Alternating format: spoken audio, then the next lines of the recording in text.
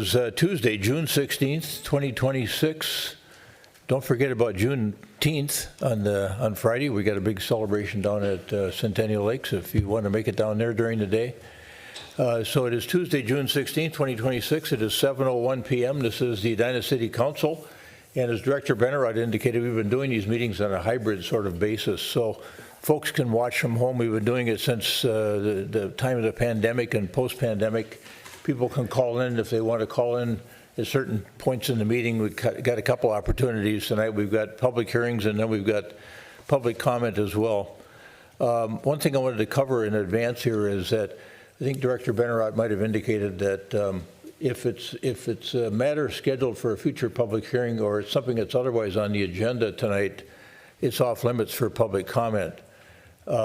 And I'm suspecting that many of you, because we saw some signs, I saw some signs along Wooddale Avenue about Wooddale and the staff recommendation that's coming up, I think, the end of July on Wooddale, that many of you are here on that issue. Is that true? If you want to raise your hand and tell me, okay, so that's fine. I think what's coming on the agenda tonight is something written to us from the Edina Transportation Commission in the form of their recommendations.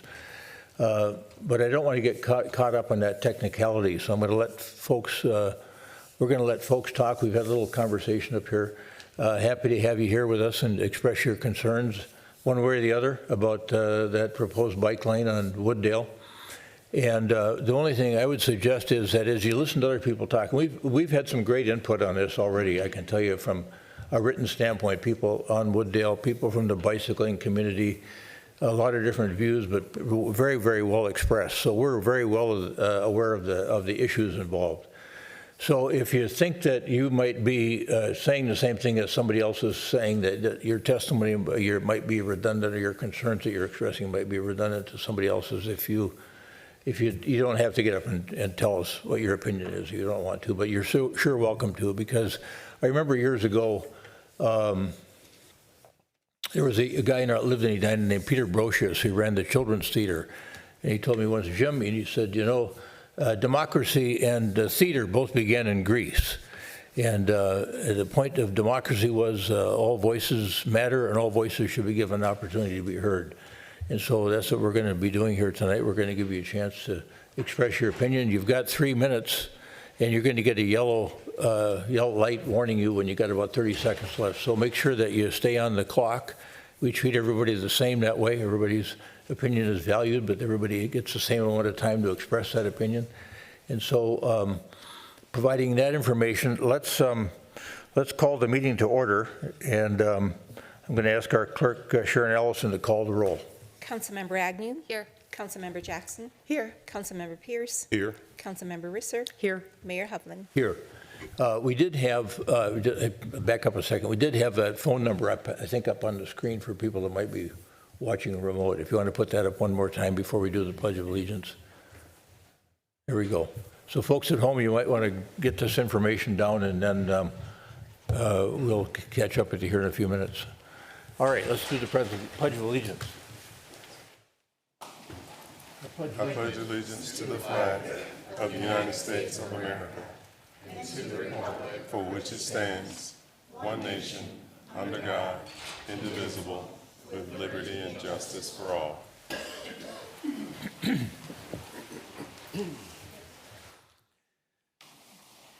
The other thing is that before we start tonight,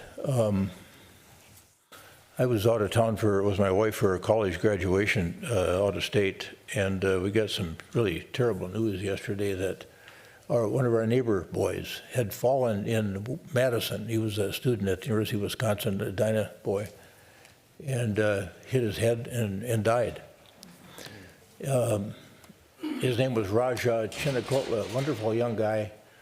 Was, I think, a sophomore at Madison and was just getting ready now to spend the next year at the London School of Economics. So the last time I saw him at a meeting here in town, he's been really actively involved in the Edina Asian American Alliance, marches in the parade from the time he was in high school with their banner. He seemed so happy and so content about what he had coming up in life. So I just wanted to have a quick moment of silence for Raja Chinnakola here before we start the meeting. Thank you.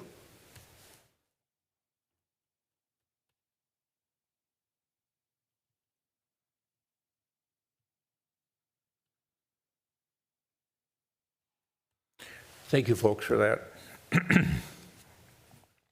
We've got a form of meeting agenda that's been published both for our benefit at the council level and the staff and the general public.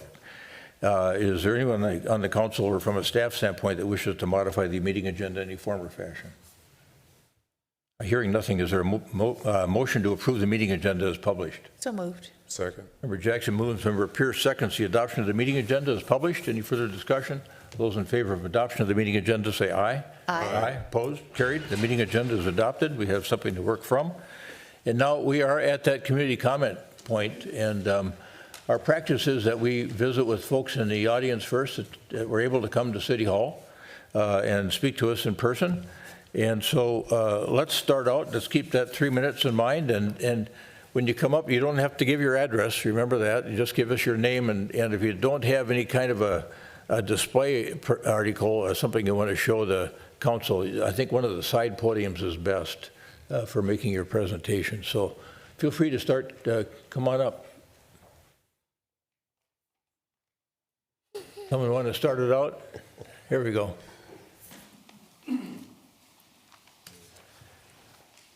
It's good. I have documents. Okay. Yeah, we'll set that up for you. Other people then can see how to do that if they have something that they want to use from an illustration standpoint.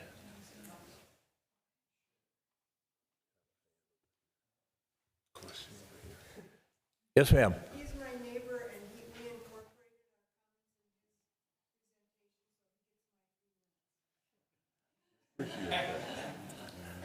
Gwen is gratefully submitting me to use her 3 minutes.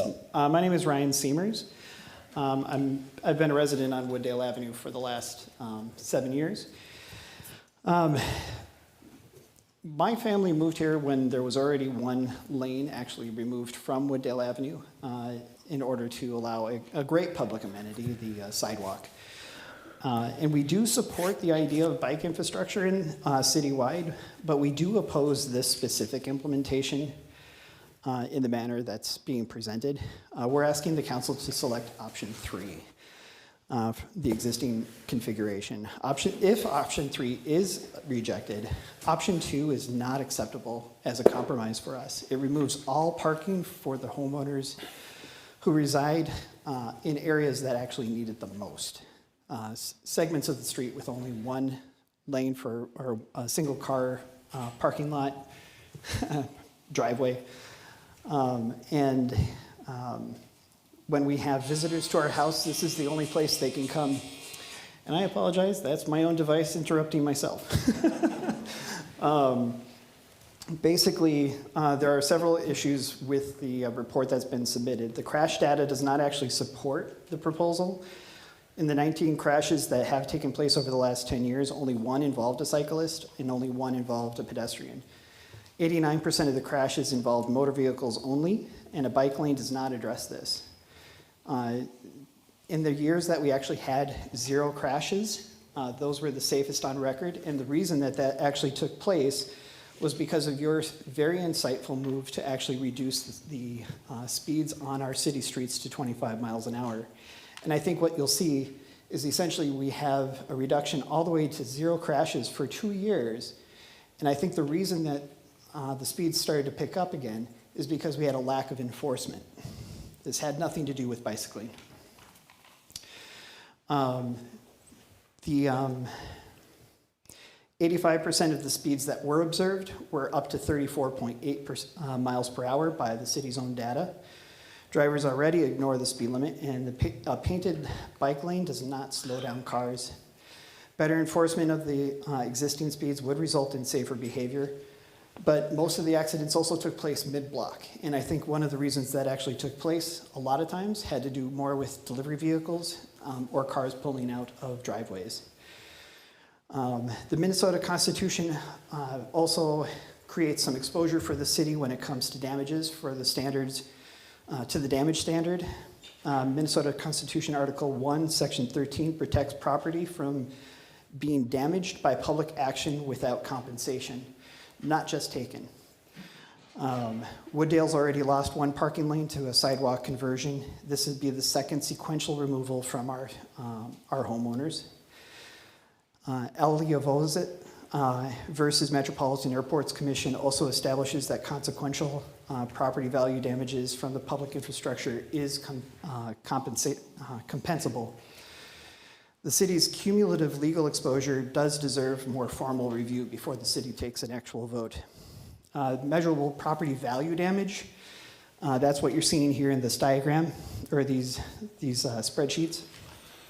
Basically, there's an estimated corridor total of about $83 million to $97 million across all three segments, at a moderate 8% impact, which is at the low end of 5 to 15%, according to some studies. When you remove any parking, there would be a $6.6 to $7.8 million aggregate value lost throughout the corridor. And per household in segment 2, the estimated cost for us would be $34,000 to $80,000 per house, per individual property damage. And I think that there's a few lawyers on the street who might have something to say about that. Smaller driveway homes would bear also the disproportionately higher burden, a non-uniform impact from a uniform policy. Whereas further down Wooddale Avenue, there's a proposal that would not impact the parking for the most high-value homes. Option 2A is inequitable because it's not a compromise. Segment 2 loses all of our parking. The bike lanes create new danger for cyclists, even if it's meant to protect them. Delivery drivers who currently park illegally on no parking on the west side is observable and documentable at this moment. I had a delivery driver who was there for a minute and a half, parked on the wrong side of the road, just looking for a package, not even delivering something up to the door. And at the peak times of the day, this does create a big traffic, or a big opportunity for issues. Another problem spot for our particular street at 58th and one street down to the south of us, that has been where we've observed the worst accidents take place. And a lot of that has had more to do with the fact that people are ignoring stop signs. Sir, we're going to have to ask you to wrap up. Yeah. No problem. I just ask that you consider an alternative route. Thank you. Yes, thanks, Ryan.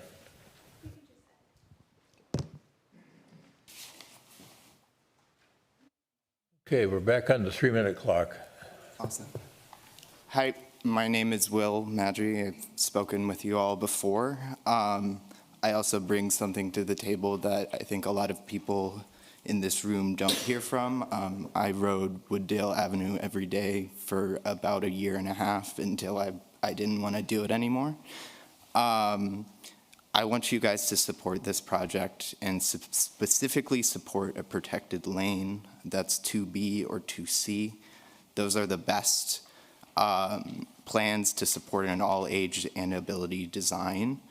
There are really only 3 through routes north-south in Edina past 100, above 62. It's France, Wooddale, or the frontage road along 100. Frontage road along 100 is fast and out of the way for bikers to get to. France has the E-line going down it and existing France traffic. So Wooddale is the only option to put this bike lane. There is not another place you can put it. Wooddale is a regional connector.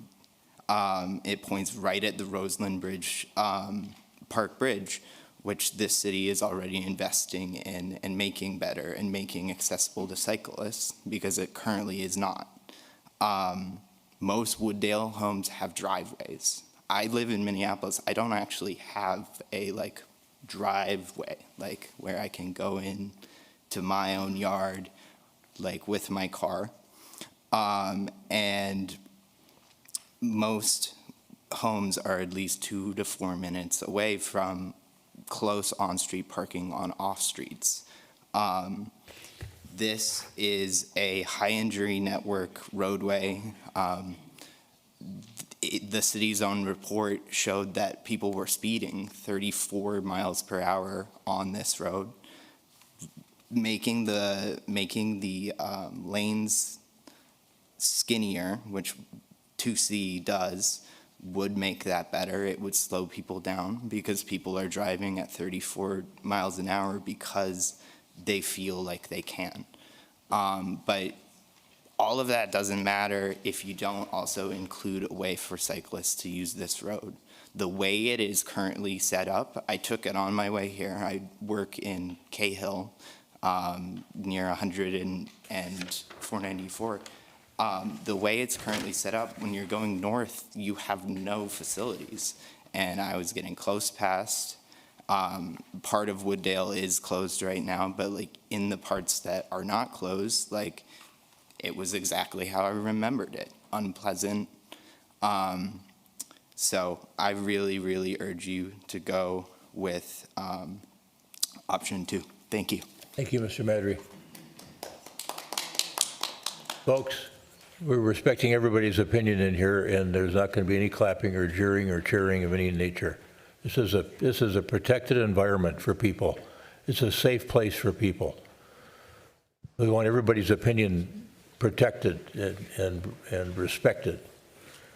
So, all right, thank you for that. Darrell Krieger. 2 weeks ago, I spoke about bike lanes and parking on Wooddale Avenue and expressed the opinion that it did not have to be an either-or decision, but it could and should be both. And I'm here tonight to tell you how that can be done, prefacing this by saying that a solution satisfactory to everyone requires compromise and creativity. The first gentleman spoke about option number 3, which is the existing configuration. It's had one non-serious bicycle accident in 10 years. But it doesn't address the perception that riding on Wooddale is unsafe, which leads cyclists to use the sidewalk, which creates a safety issue for pedestrians. Option 2A that the Edina Transportation Commission has come up with includes a dedicated two-way bike lane that preserves parking between Wooddale Lane and West 56th Street, but it is adjacent to the traffic lane with no buffer. South of West 56th Street, parking is eliminated. Options 1, 2B, and 2C do away with parking for all of Wooddale Avenue south of West 50th Street. What I would like to propose is a modification of option 2A, one that will truly meet the needs of everyone. If you were to visit New York City, where cyclists coexist with cars, both moving and parked, all in orders of magnitude, light years greater than Wooddale Avenue, you would find that the bike lane is adjacent to the curb, with a parking lane separating it from the traffic lane. If you were to visit Copenhagen, regarded as the most bicycle-friendly city in the world, you would find the same thing.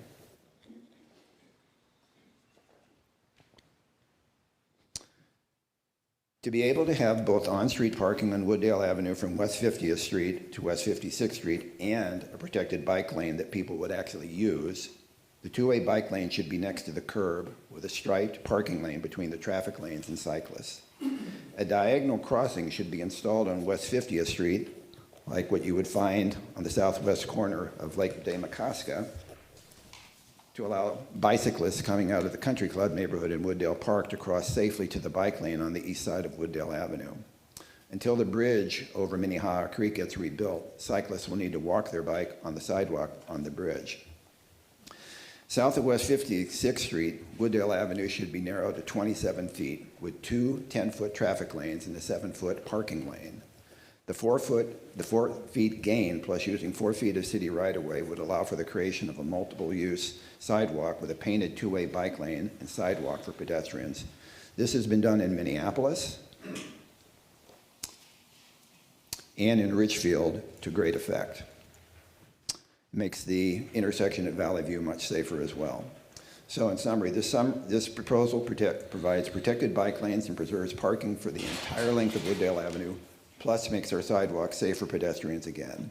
Narrow traffic lanes have been proven to reduce accidents and, based on the experience of South Bryan Avenue in Minneapolis, have increased property values, which is good for the city. So this is a win-win for everyone.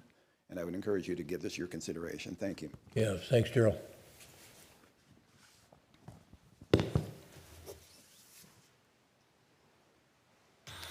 If you want to leave any of those as exhibits, we could take them to, or Kirk can take them, or Ms. Benarott can take them, depending on whether you want to part with them or not. Good evening. I've lived on Wooddale for 20 years. Ryan is my neighbor. He shoveled me out several times. I appreciate that. Pat Merrigan. I love the idea that Daryl came up with. I love the idea that Ryan came up with.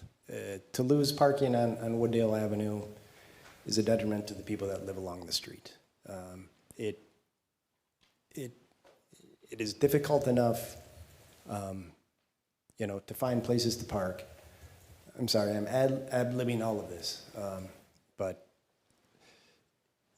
the problem for me that I've seen along Wooddale Avenue is the speeding.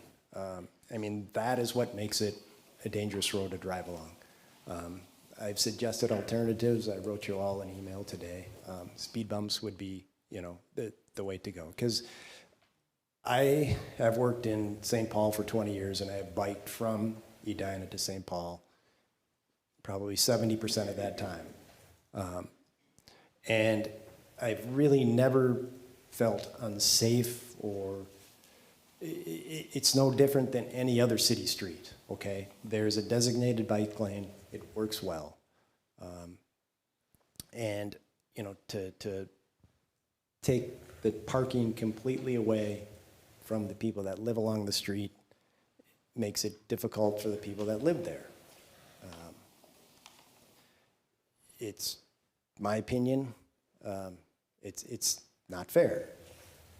The people that live along the street are the ones that should have the most say in what goes on. I understand that biking is a safety issue, but the safety issue is people speeding, people not respecting stop signs, okay? That has nothing to do with the bike lane. You're still gonna have those problems, even if you designate a bike lane. And so alternatives like what Daryl came up with, what Ryan has come up with is better, than basically punishing the people that live along the street, because that's what you're gonna do. Thank you. Yeah, thank you, Pat.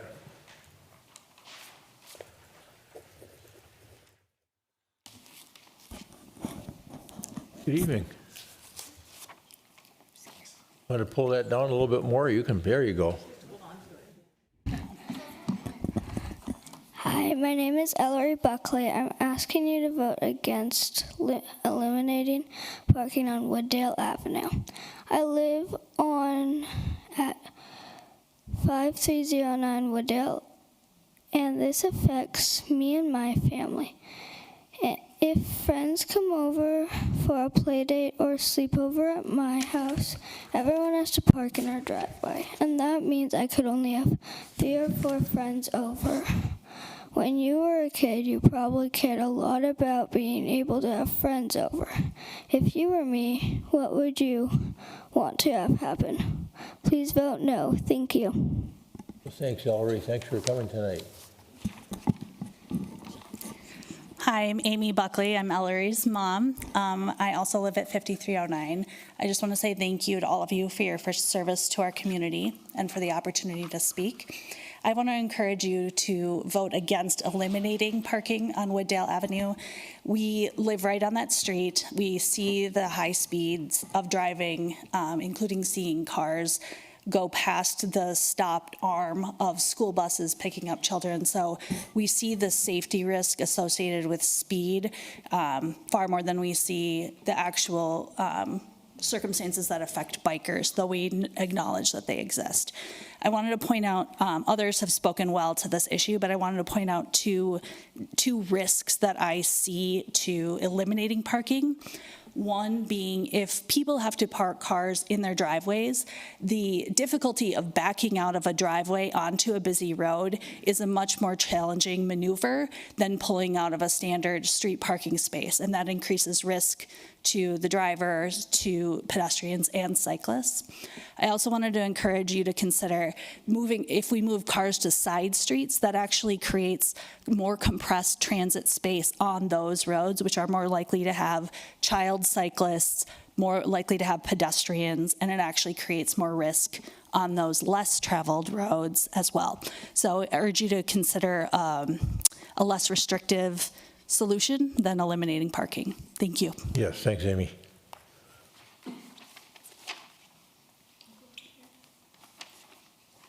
Good evening. Hi, my name is Mel Bernstein. Just want to get this in the right spot. First off, I am a Edina grad of 2017, and I currently live in uptown Minneapolis, though my parents, including my mom in the back, still live near Edina High School. I went to university in Vancouver, Canada, and when I returned from some travels after school, I moved back in with my parents, and it was not the best. While I do love my mom and dad, what actually made it really hard was the isolation that I felt. I couldn't use the second car because it didn't exist anymore. My parents downsized when I went to university. Being near the high school, there is no transit access, so if I wanted to go anywhere, including, let's say, like the YMCA, that was the only thing. I was like, okay, I'll go to the gym. But I didn't even want to bike down 70th to get to the YMCA near Southdale. I mean, underneath Highway 100, there's a kind of a gap. There's no bike lane there. 70th is great next to Cornelia, where I went to elementary school. Then you cross the 6-lane highway that is France Ave. Then you get towards the Target area and it's okay. But we have a lot of misconnections in Edina.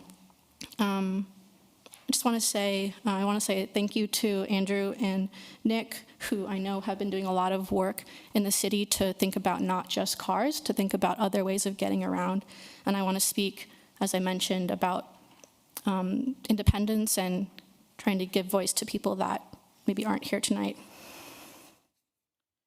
I think that anyone should be able to bike anywhere. And I think that the worst part about biking in the city, in any city, is cars. Biking is fun. It can be fun, but it's speed of cars. It's the risk that you feel when you're biking next to cars that might open that door.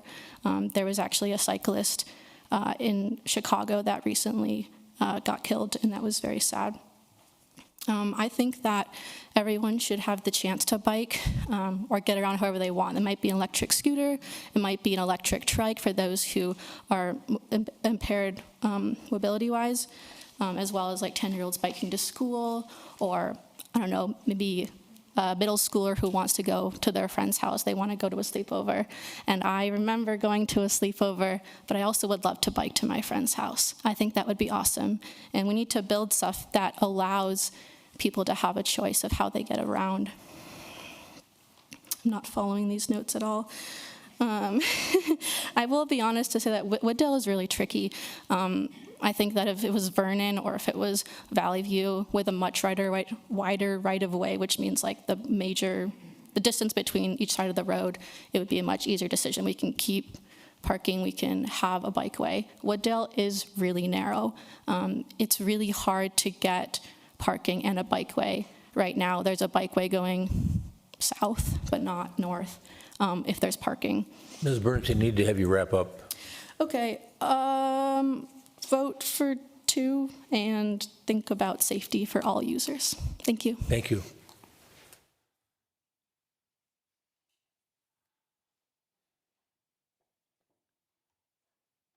Good evening. Good evening. I'm Eileen O'Shaughnessy. I'm a 1977 graduate of Edina High School. I've been a child, a mother, and a grandmother in Edina. I've biked everywhere and only recently donated my bike last year. I am strongly opposed to removing parking on Wooddale Avenue. If there's a better way to do bike lanes, that would be great. I think this project is easy to support in someone else's neighborhood. Wanting bike lanes to travel through the area is desirable as long as your living situation and property value is not affected. There was a survey of the neighborhood done by the city. 72% of respondents strongly opposed removing parking from Wooddale. 99% of people living on Wooddale do not want the parking removed. 20 responses included an additional comment stating they were avid bikers, but also lived in the area and were strongly opposed to changing the configuration. So the people in the area that also bike frequently prioritize parking over the change in bike lanes. The focus and conclusion of the city report are to, quote, improve the comfort and safety of cyclists. There is little mention of pedestrians or homeowners. I am now more of a pedestrian. My daughter lives in the neighborhood. I'm an almost daily visitor, and for me to visit now, I would have to park down the street and around the corner. In the winter, that will be difficult.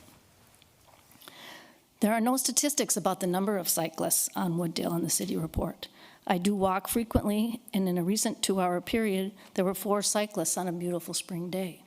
This morning, watching out the window, was a rainy, cool day, there were no cyclists for a number of hours. The city proposal says south of Wooddale Glen, the city will take away all parking at all times on all days for the 120 or so residences that share Wooddale Avenue. Their needs and circumstances are disregarded, so there is a dedicated bike lane in January. This seems disproportionate and frankly unfair. The city report references the comprehensive plan, living streets plan, pedestrian bicycle master plan, and climate action plan. They are not binding and should not be used to justify one-sided, imbalanced decisions. Mayor Hovland was recently quoted in the Sun Current as saying, "The way I go about looking at things is if a project is good for the whole city. I then balance that against whether or not there could be adverse impact on the neighborhood that would outweigh the benefits to the city overall. This project has very negative effects on the neighborhood. They have told you this. 99% of people living on Wooddale do not want changes to the bike lanes. A small neighborhood does not have the voice, money, or organization of the bike lobby, but please listen to them and do not remove the parking for Wooddale Avenue." Thanks, Ms. O'Shaughnessy. Hey, folks.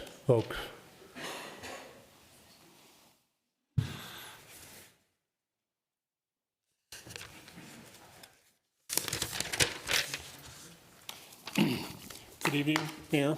Good evening. Mr. Mayor, City Council members, it's Bill Egan. I spoke with you about a month ago. I've got a couple of things to address tonight. The first of which is I want to challenge something that's in the city staff's report that was posted about a week ago. And this is with regard to option 2A. And as you may recall, I addressed an option that would have a bike lane and preserve parking on the stretch of Wooddale from 50th to 56th Street. That's what option 2A does. It's a little bit different than what I had because at the time, the measurements were designated as 38 feet wide. Now it's 35 feet. So what the city proposed, what the Transportation Commission or the Transportation Department proposed was the 2-lane separated bike lane that Dr. Krieger referenced earlier. City staff says option 2A is not recommended for consideration as it does not comply with the MSA design standards. Well, the MSA design standards are printed in the report. If I can just step, can I have the microphone? Oh, it's over here, sorry. On the lower half of that report, it addresses what those design standards are. There is no design standard for a 2-way bike lane. So I would challenge the staff as to that statement that it doesn't comply because there is no design standard. What the design standard says is it provides for a minimum driving lane width of 10 feet, a minimum parking lane width of 7 feet, and bike lane widths of 5 to 6 feet. Now, I think the design standards and the staff will probably agree that that was the idea is that's a one-way bike lane.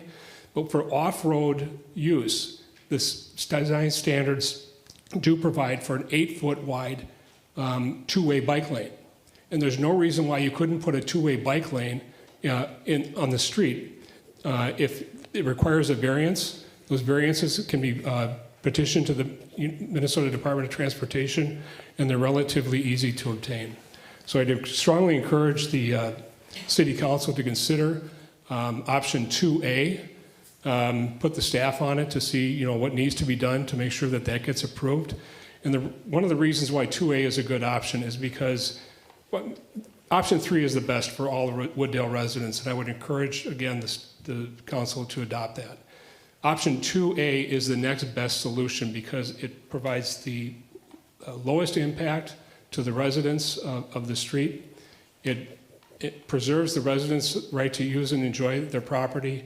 It preserves their property values, and it gives the bike lane advocates what they want. It gives them a protected bike lane. Thank you. Thanks, Mr. Egan.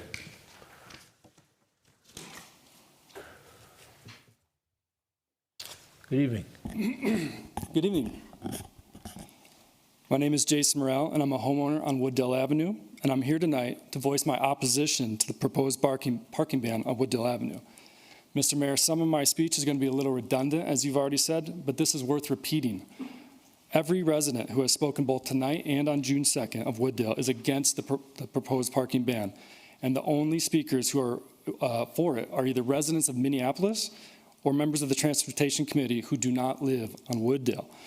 In the survey results that the city posted last week, 90% of residents of Wooddale oppose upgrading the bike lane, and 99% oppose removing street parking. Let me repeat that. 99% of the homeowners on Wooddale Avenue are against taking away the bike lane. This should be enough. This should be a done deal. Everyone who you represent on Wooddale Avenue is against this.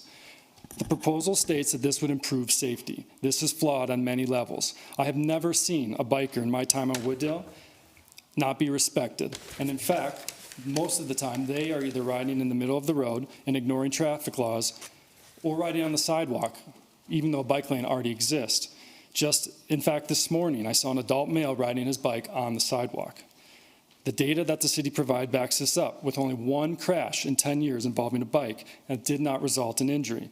On top of that, there were only 19 crashes in 10 years, and most of them involved property damage only, and none of them involved serious injuries. Are we really doing all of this work for one crash every 6 months? I have a 2.5-year-old son. If you truly care about his safety and the safety of others on Wooddale, I encourage you to do the following 4 things. Number 1, enforce the speed limit. Number 2, enforce the stop signs. Number 3, install speed indicators along Wooddale Avenue like you have throughout the city. And number 4, like someone mentioned earlier, install speed bumps if safety is truly your goal. The city has acknowledged that speeding is a problem and has put it on the residents to enforce it by passing out these ridiculous Drive 25 signs across town. It's not our job to enforce the law, it's yours, and I would encourage you to use the increase in the public safety budget to do so. Taking away parking at Wooddale would encourage drivers to drive faster and not improve my family's safety. Please don't create a solution to a problem that doesn't exist. Please listen to the residents of Edina, not Minneapolis, especially residents who live on Wooddale Avenue who are clearly against this proposal. The property taxpayers of Wooddale have spoken. We do not want this. Please do not take away parking at Wooddale. Thank you. Thank you, Mr. Morrell.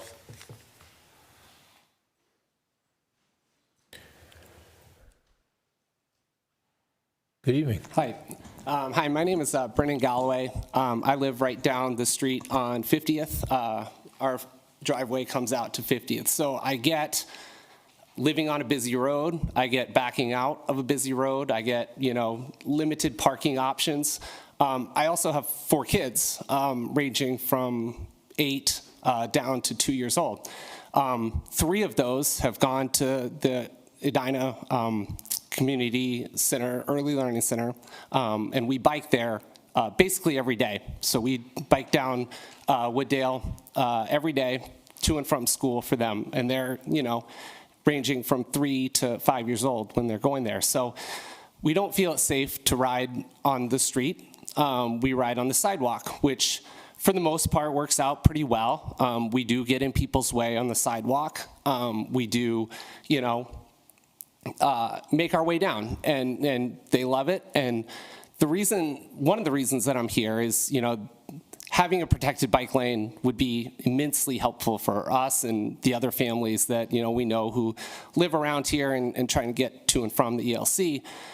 But just yesterday, if anybody's driven down Wooddale on a Monday, they would know that it's garbage day. And so on Mondays, we've always known that it's tough to get on the sidewalk because there's garbage cans in front of every single house, either partially to mostly obstructing the sidewalk there. And so just yesterday, we were headed down to Pamela Park for our, I guess, 5-year-old's soccer. And we weren't quite running late, but we were having fun trying to make it there on time. And we were going pretty fast. She was riding, right along the sidewalk there. And she misjudged one of the trash cans that was partially blocking the sidewalk. And she fell very hard on the sidewalk. And she, I kind of wish that I could bring her emotions into this room because, she was mad and she was surprised. But she knows that a garbage can shouldn't be in the sidewalk. She's old enough to know that, and so she's fine. She's got scrapes, but she'll get back up on her bike. She'll be all right. And so my only request for this room and the residents is like. Give kids somewhere safe to ride, right? Like it's not safe to take a 4-year-old on to Wooddale right now. Like it's simply not. We've made it work on the sidewalk, but all of our kids have run into various things, whether it's a dumpster, garbage dumpster, that's there more permanently, or every Monday the dumpsters there that are blocking the sidewalk. Just give them a safe space to be. That's all I have to say. Thank you, Mr. Galloway. Thank you.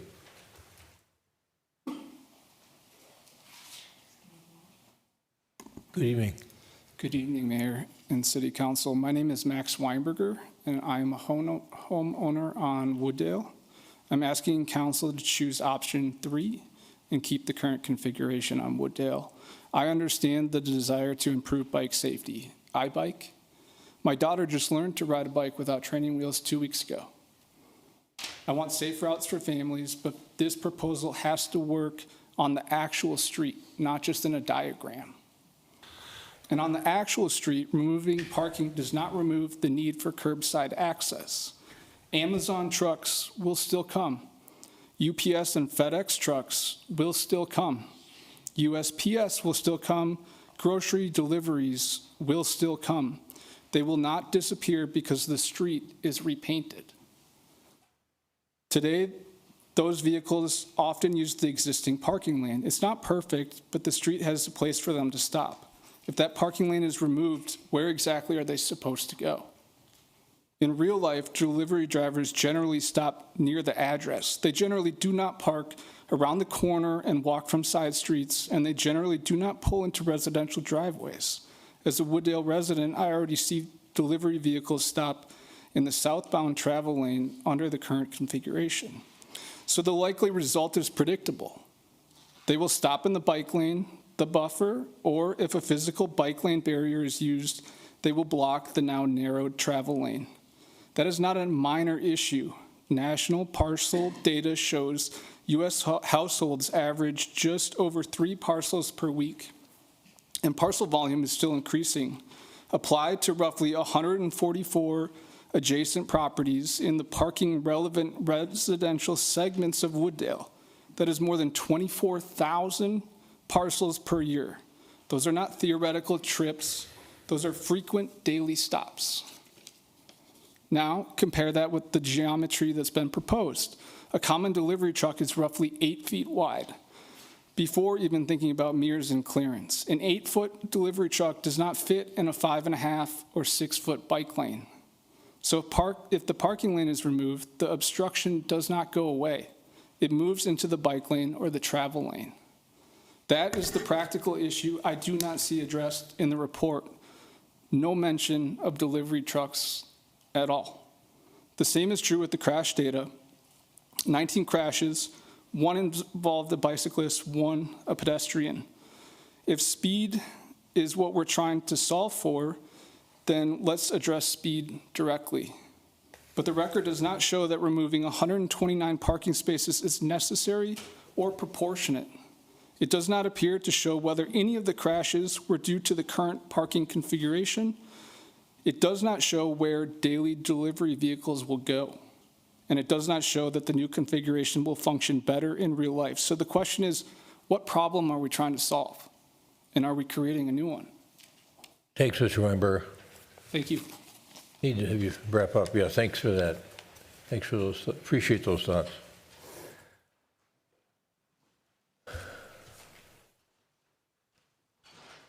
Good evening. Can you hear me? We can. Good. My name is Mary Lou Hopperstead, and I want to thank all of you for wanting this job that you have and all of the work that it entails doing. I love Edina. I love Centennial Lakes Park, and I do walk my dog down there, and I am very concerned because I feel something very precious and dear to me has been taken from me by allowing bicycles and e-bikes and motorized on the sidewalks in residential areas. And then I hear another side here, which is very interesting. I have no problem getting off of the sidewalk to the side when I encounter a bike coming at me. The problem is when they are behind me and they may be yelling on your left, on your left. I cannot hear. There's a lot of noise. There's traffic noise, construction noise. They need a bell, they need a whistle or a horn, or they could get off their bike and walk around. That I think I would love that. But their voice is not enough. Their voice is not loud enough to hear until they're right there by me. You have not denied or ignored their need for walking, for bike paths. There's a beautiful one at Centennial Lakes Park, and I hesitate to ask, but are you sure that in the residential areas that they need to be on the sidewalks too? I would just like more safety.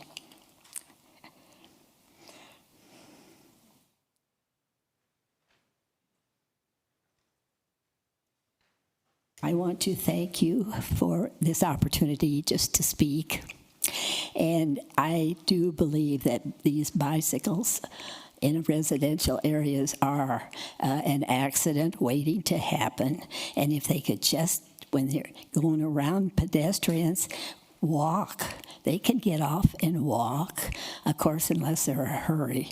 But I'm sure it does not even enter their minds. So it'd be nice to put a little seed in there that, yes, when you meet a pedestrian, you can get off your bike.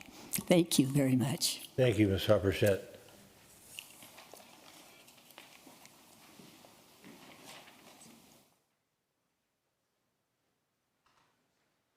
Good evening. Mayor Hovland, Edina City Council members. My name is John Regini, and my wife and I live on Wooddale Avenue. As many of the other residents of Wooddale Avenue, we're here to express our staunch opposition to the removal of on-street parking on Wooddale Avenue as part of the proposed Wooddale Avenue bike project. I won't rehash the safety stats and the issues that will hit direct residents of Wooddale Avenue, but I do want to pick up on a comment that was made by another resident about the knock-on effects that will impact our neighbors and our kids in the neighborhoods adjacent to Wooddale Avenue, which I don't think this plan has addressed in any way, shape, or form, or any of the options. But the project will create significant safety issues in adjoining neighborhoods. Congestion will increase in the streets in these neighborhoods, and it's important to know, if you've walked those neighborhoods, these streets frequently are not well lit, they don't have sidewalks, they don't have curbs, they don't even sometimes have stop signs at four-way intersections, and they frequently don't have any parking restrictions on them, which causes, on some of the narrower two-way streets, you'll get congestion as a function of people parking on one side or the other. These are neighborhoods where our young children play, where they walk, and where they ride their bikes. These are streets where we take walks, where we walk our dog, and that we use to visit one another.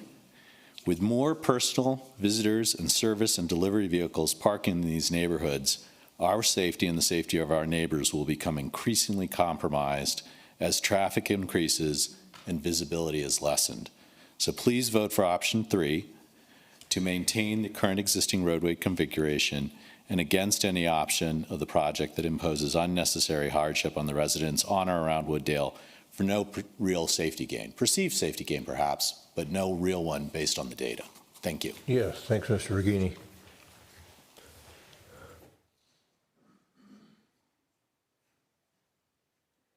Good evening. Hi. Taylor Brushwine. I'm on the Transportation Commission, but I'm here as a resident. I'm here in favor of Wooddale for 2B and 2C specifically, and I just wanted to address some of the talking points that you're hearing in opposition. But first, there was this idea that we could have both parking and bike lanes. I met with 3 of you to advocate for that. I thought it was a great idea, what Bill had originally proposed and what Daryl's talking about tonight. Unfortunately, we found that the road is narrower than it originally thought, so we can't fit all that with state aid standards. I want to touch quickly on the convenience. I understand that there's convenience that's lost for those residents. Is the convenience too large to overcome? I don't believe so. Most of the houses are between 0 and 400 feet away from a side street. The parking lot outside is 100 to 400 feet away, and we all made it here. So a couple of the points that you've heard. You've heard that there's plenty of other routes just to avoid Wooddale. Like Will had mentioned, there's 3 through streets here. There's the frontage road, there's France, and Wooddale. Those other 2 aren't on our CIP. They're not on Hennepin County CIP. This is really likely the only chance that we have in the next 10 years to do anything with those 3 streets. You've heard that this is a safe road as is, that I feel comfortable riding on it, that my kid feels comfortable riding on it, that they've never seen anyone have a close pass. Those are all opinions. And any anecdotal response from me would also be an opinion. But luckily, we had professional consultants look at our safety on city streets for over a year when they developed CMAP. So what did they find? They identified it as a medium to high priority on the local safety priority network. That's independent evidence that there are safety concerns on this street and that change is needed. So while you've been given the data and provided the research that protected bike lanes are going to make things safer, and not just for bicyclists. It's going to lower the speeds from cars, and you've seen the data and research for that. You've seen the data and research for how it's going to advance all of our city plans, how protected bike lanes will. But what you've heard in opposition to it are anecdotes and opinions. Be skeptical of things that don't come with evidence. At this point, all the arguments are familiar. You're not going to get a bunch of new data. You understand what the issues are. It's not going to come down to that. It's going to come down to what your values are and what your guiding principles are and what you think is most important for our city. I'm asking you to prioritize safety for all over convenience for some. Thank you. Thank you, Mr. Bergschwein.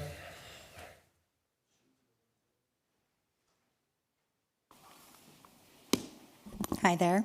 Good evening. Hi, my name is Nicole Regini. My husband spoke a few seconds ago. We live at the corner of 53rd and Wooddale Avenue. Wasn't planning on speaking here tonight, so please excuse the informality of my presentation. And I'm not going to bother with rehashing what others have said about the lack of safety concerns or the fact that the report really doesn't address how putting the bike lane is going to address the speeding and the running through the stop signs. But I wanted to take a more emotional take and a more personal take on what it's like to live on 53rd and Wooddale. Wooddale Avenue. We all live in 1930s and 1940s homes with small garages and even smaller driveways. Many of our cars don't even fit in our garages. So we rely on street parking for guests, deliveries, extra family cars. I have 4 kids, now teens and in their 20s. We have a lot of cars now when they come home. We rely on Wooddale Avenue for parking for those children. We also already have a parking problem on 53rd.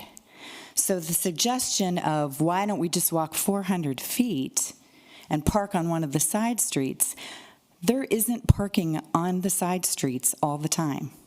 So what we're asking people to do now is to park a solid block behind their home. And that might be fine like tonight on a nice sunny day. I'm able-bodied, I'm relatively young. I can make that trip around the block.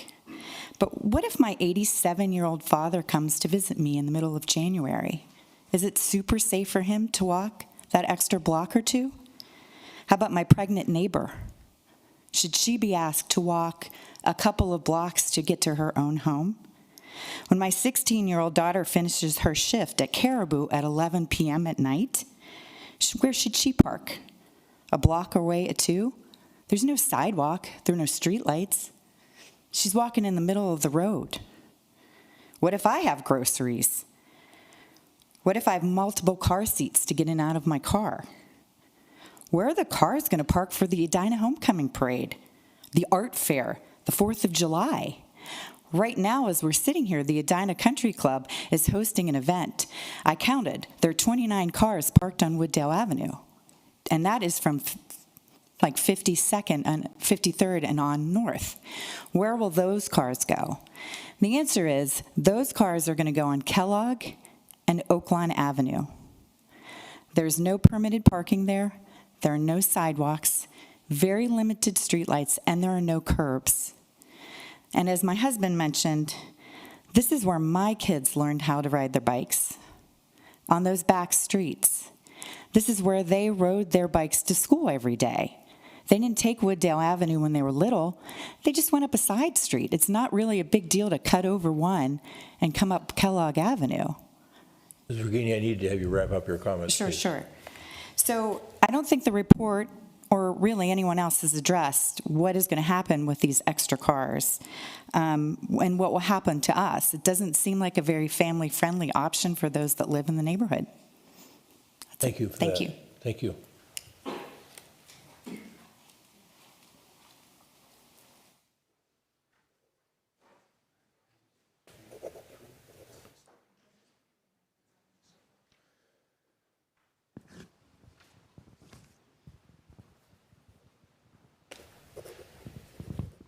Hello. Good evening. Hi, Mayor. Hello, City Council. My name is Randy Howe.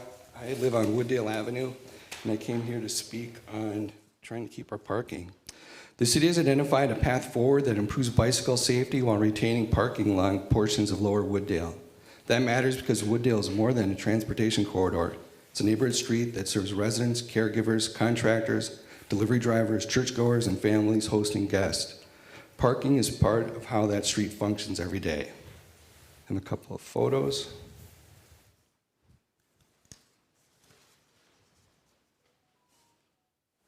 Okay, these photos were taken last Friday evening near Wooddale and 52nd Street, looking north and south. They show existing demand for parking along Wooddale. It's important to recognize that eliminating parking doesn't eliminate the need for parking.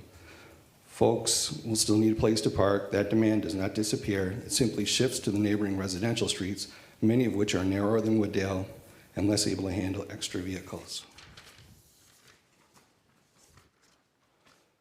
Here's a picture of 52nd Street facing east. It was taken the same evening, shows vehicles parked on both sides of the street with pedestrians walking in the roadway where sidewalks are not present. In trying to solve one issue on Wooddale, we should be careful not to create new issues elsewhere. Fortunately, the city now appears to have an opportunity to avoid the trade-off. When a public project can improve safety without sacrificing a public amenity that residents rely on every day, that is a better outcome. The best public policy is often found not at the extremes, it's found in the middle, where competing interests are balanced and the greatest number of people benefit. As you move forward with the repaving and restriping of Wooddale Avenue, I respectfully encourage you to adopt a solution for Lower Wooddale that improves bicycle safety while keeping legal on-street parking wherever the roadway width allows. Doing so would enhance safety, preserve neighborhood functionality, minimize unintended impacts on adjacent streets, and make the best use of our shared space. Most importantly, It would demonstrate that Edina can improve safety without sacrificing a valued neighborhood amenity when a reasonable compromise exists. Thank you. Thank you, Mr. Howell.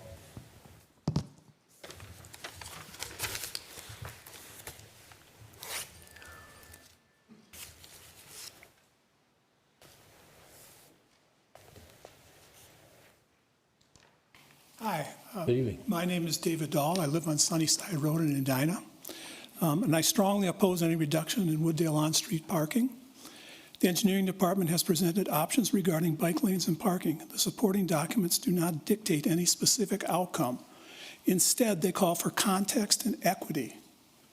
Wooddale is a residential street. In this context, equity means maintaining the current parking configuration to support the people who actually live there. The city's own survey reveals that 99% of Wooddale residents oppose removing on-street parking. Even among all respondents citywide, 72% majority oppose the removal. Eliminating the parking despite this overwhelming opposition will damage public trust in the city's community engagement process. Removing parking will create significant safety and operational hazards. Guests, including the mobility impaired, maybe myself, will be forced to park on the side streets and walk further, often on snow and ice or in inclement weather, and often in the street as the west side of Wooddale lacks a sidewalk. That's more than an inconvenience. Delivery drivers and home contractors will have nowhere to park, likely forcing them to block traffic lanes, creating safety risks. That's more than an inconvenience. Eliminating on-street parking can reduce home values by 5 to 10%. That's more than an inconvenience. The current configuration complies with Minnesota state aid design standards, meaning there is no economic mandate for a change. There is no bicycle safety data justifying reduction in parking. Conversely, as you've heard, speeding is a documented safety issue on Wooddale. When I speak to Wooddale residents, speeding is the issue they most frequently cite. The 85th percentile speed on this portion of Wooddale is 27 to 35 miles per hour.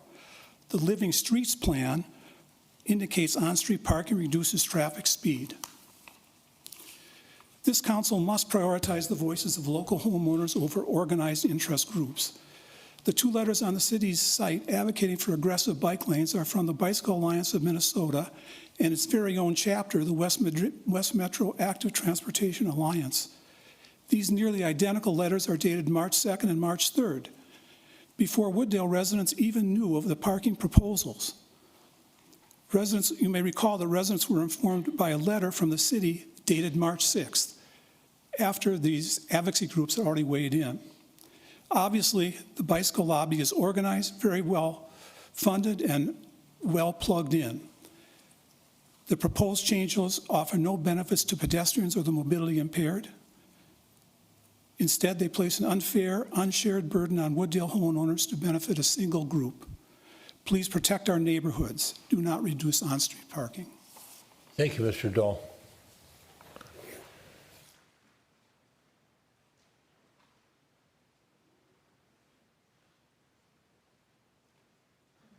Good evening. Good evening. My name is Sarah Dawson. I'm a resident of Wooddale, but I don't live on the side where 2C, or I think it's 2B, allows for parking. I live down by 59th and Wooddale. So no matter what the proposal is, besides 3, we will not have on-street parking on my street. I've only lived on the street for 8 months. In that time, I've seen one of the accidents, and it was related to speeding. Someone speeding south hit someone backing out of their driveway on the west side and turned their car over. That's a speeding problem. That's not a bike lane problem. It's a safety problem with the speed. And down where I live, every single day, my neighbors park on the street. On both sides of my house, I only have 1 car. I can park in my driveway, my very narrow 1-car driveway. But a lot of my neighbors have more than 1 car, and they have kids with cars. So every single night, there's cars on the street. So while the data might tell you from the consultants that bike lanes would be better, anecdotally, for the people who live on the street, it's an inconvenience every single day. It's not just an inconvenience when they're riding their bike past. And the only other question I have, and no one's brought it up, and I just learned about this meeting, is there a way to measure the bike traffic currently? Because I was home 6 months, and I don't see a lot of bikes. Most of the bikes I see are kids coming to and from school. And if they're on Wooddale, it's because they live on Wooddale.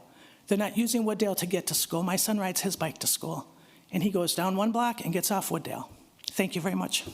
Thanks, sir.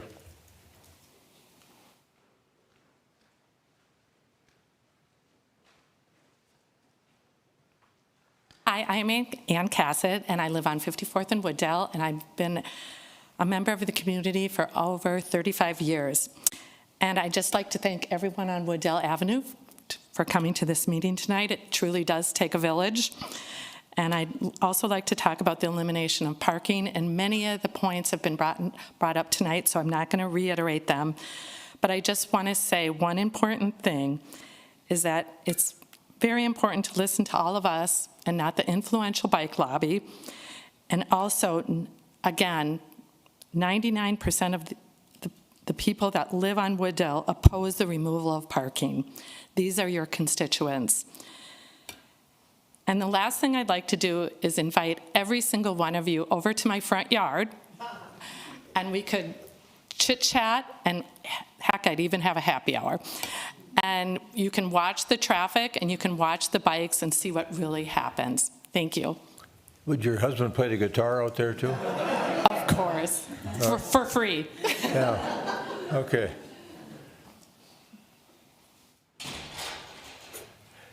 Anyone else?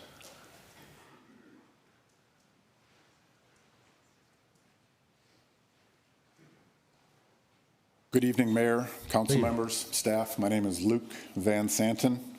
As you can see from my shirt, I'm one of the dread members of the West Metro Active Transportation Alliance, here to speak tonight in support of options 2B or 2C. To do so, I would like to touch on 4 points that I hope can be included in your considerations on this topic. First, the regional perspective. While the focus of infrastructure projects like this is so often strictly local, I hope you will consider, in addition to the positive aspects to Edina residents in being able to more easily use active transportation to access amenities like Arden Park, Pamela Park, and Roslyn Park, to schools in the neighborhood, or for it to just be easier for children to get around by bike in general, maybe even to friends' houses, like we all remember doing when we were kids. Please also consider the benefits to people in neighboring cities in having an all ages and abilities bikeway to travel north and south along Wooddale. Having this as part of a well-connected active transportation network will serve Edina well and make it an even more desirable place to live. Second, traffic calming.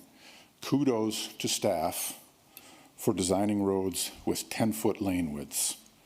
The thought of having a calm neighborhood street where traffic is encouraged by design to move at a much more human speed rather than what has been stated to be a lawless transportation corridor makes me wonder if sales prices for homes on Wooddale will actually increase with a bikeway amenity.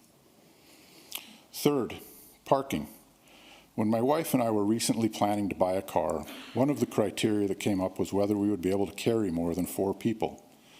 As we discussed it, we realized that the frequency of times we would need to do this was so rare as to be completely outweighed by the benefits of increased mileage. How does this relate to parking? Without having reviewed any parking studies, I can't help but wonder if there's a parallel here in that the difficulty that may arise in isolated instances from parking removal will be significantly outweighed by the benefits of the proposed bikeways. Fourth, the success of similar projects in other cities. Bryant Avenue in Minneapolis, Cedar Lake Road in St. Louis Park, and even the Panaway project in Wayzata have all proved that removing parking while adding bikeways can be a successful approach. The first step in making a better world is always hard. I hope you can take this first step and approve either option 2B or 2C. Thank you. Thank you, Mr. Van Santen.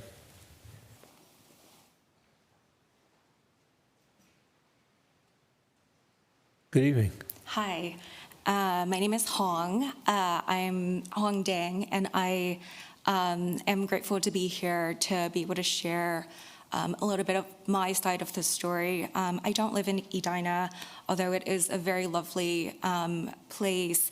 I don't get over here often because I predominantly bike and bus. I do so because I'm a young person hoping to, own a house one day, and the cost of living is prohibitive. And so that's why I choose to bus and bike in order to save money.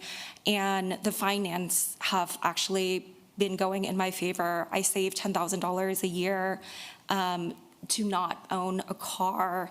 And I actually live on Bryant in Minneapolis, which has come up multiple times now. And something that I wanted to share is I don't think those property owners, when the project was in design and in construction, I don't think that those property owners wanted it anyways at the time.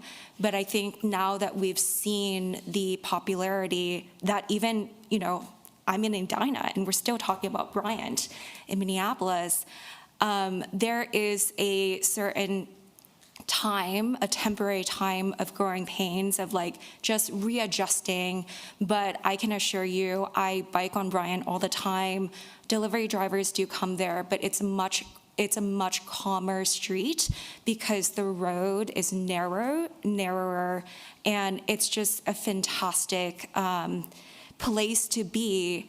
And I highly encourage you to support option 2B and 2C. We've heard today about all of the speeding, and I also wanted to share that although law enforcement should happen, we are all aware that that takes a lot of money, of finding the right people to staff our police department, and at a fraction of the cost, you can have infrastructure do that for you for a longer period of time. I moved here from Denver, and there are neighborhoods there that are very similar to Edina, where residents talk about the speeding all the time. And there have actually been issues where drivers will just continue to crash into houses. That is a really big deal. And property insurance actually was really expensive for those folks, and they can't sell their houses because no one wants to take that risk. So I really appreciate the staff and for everyone here for considering other more cost-effective ways to ensure that Wooddale is safe for all modes of users and for the homeowners living there. Thank you. Thank you, Ms. Kang.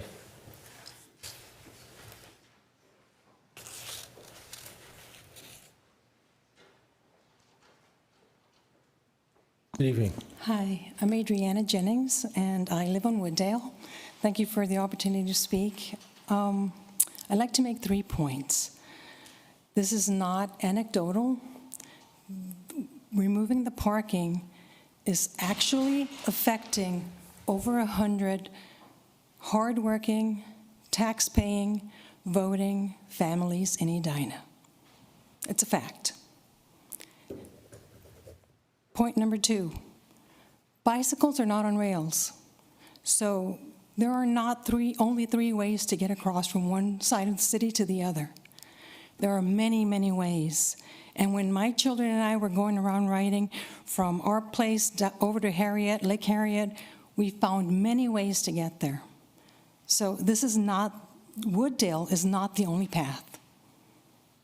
And finally, yes, there is speeding and there's disrespect and disregard for the stop signs on Wooddale that should be addressed.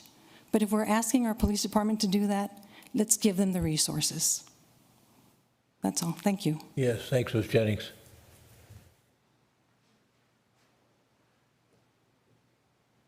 Hi, my name is Jeremy Winter. I would like to talk about children. Children cannot drive.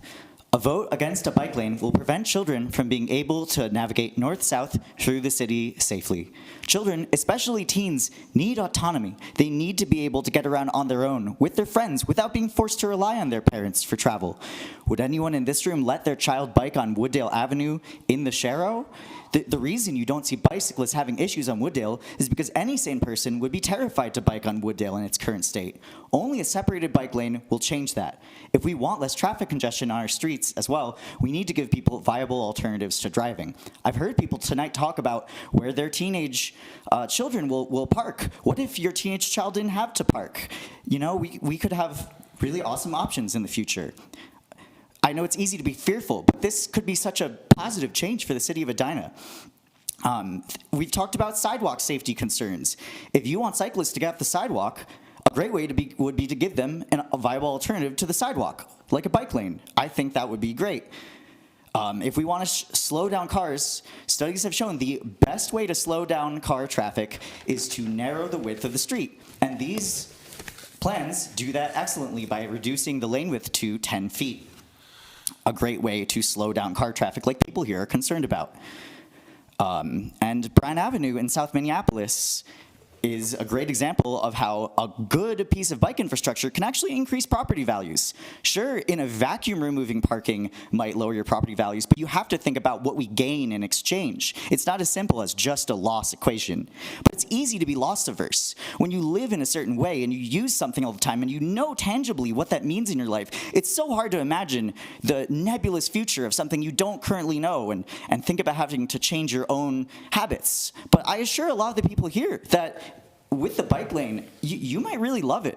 I live in Hennepin Avenue in South Minneapolis in Uptown, and they recently added a two-way bikeway there, and it has changed my life. It is so incredible. It has opened up an enormous world of possibilities for me, and I think it would do the same for your children, people who are too young to advocate for themselves tonight here in this room. For all the people who have said that cyclists can just take an alternative street, I've noticed there hasn't been any presentation of what an alternative street would be. There is no other street that goes north-south for the stretch that Wooddale does that would work the same way. And lastly, I'd like to just say that if there are small safety issues once or twice a year when the snow is really bad, Wooddale Avenue, as is a safety risk for cyclists every single day. And think about how much safety gains per day we could get by fixing that. Please vote for options 2B or 2C. Thank you so much. Thank you, Mr. Winter.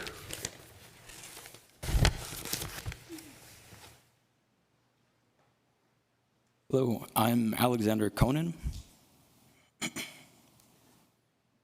I'm here to talk about the bicycle lane on Wooddale Avenue, advocating for options 2B or 2C.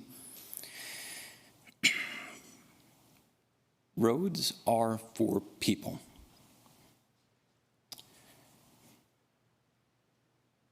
As a bicycle commuter, I would try to avoid a road like Wooddale Avenue. I do not feel safe there where paint is the only thing between me and traffic. Paint is not infrastructure. I would try to find a different route, something that is protected or a separate bicycle lane from the road completely. And I'm sure I'm not the only one. Not everyone drives a car. There's a large group of people who are under 15 that it would be illegal for them to do so. So I just ask you, as you're looking at making a decision, to consider what this road is for. Is it for cars or is it for people? Thank you. Thank you, Mr. Conan.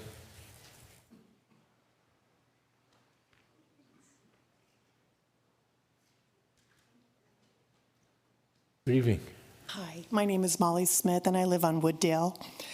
We've been in our house for 28 years and raised 3 boys on that street, and my husband and I bike all the time in the neighborhood and through Minneapolis, and I've never felt unsafe.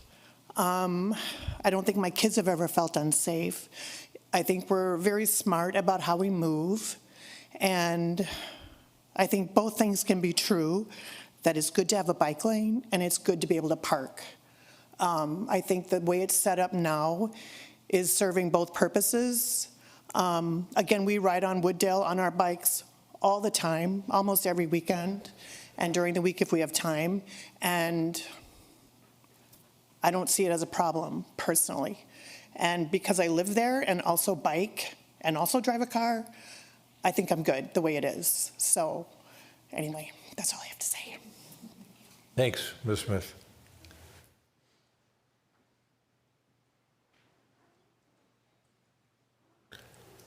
No, you're done. I just have two other pieces of evidence. You're done. We gave you a good 6-8 minutes. All right. Yeah. You can certainly submit something in writing if you want. We're not taking this matter up for consideration, so. I understand. I just have a photo of an accident that. Yeah, so to the extent you want to submit anything, whether it's a photograph or a supplemental written testimony, feel free to do that, because we're not acting on this until, I think, the end of July 27th. Is that what it is? 23rd, July 23rd, so. 21st. For everybody in the audience, you have until July 21st and through the end of business on July 21st to get something into us. So, okay.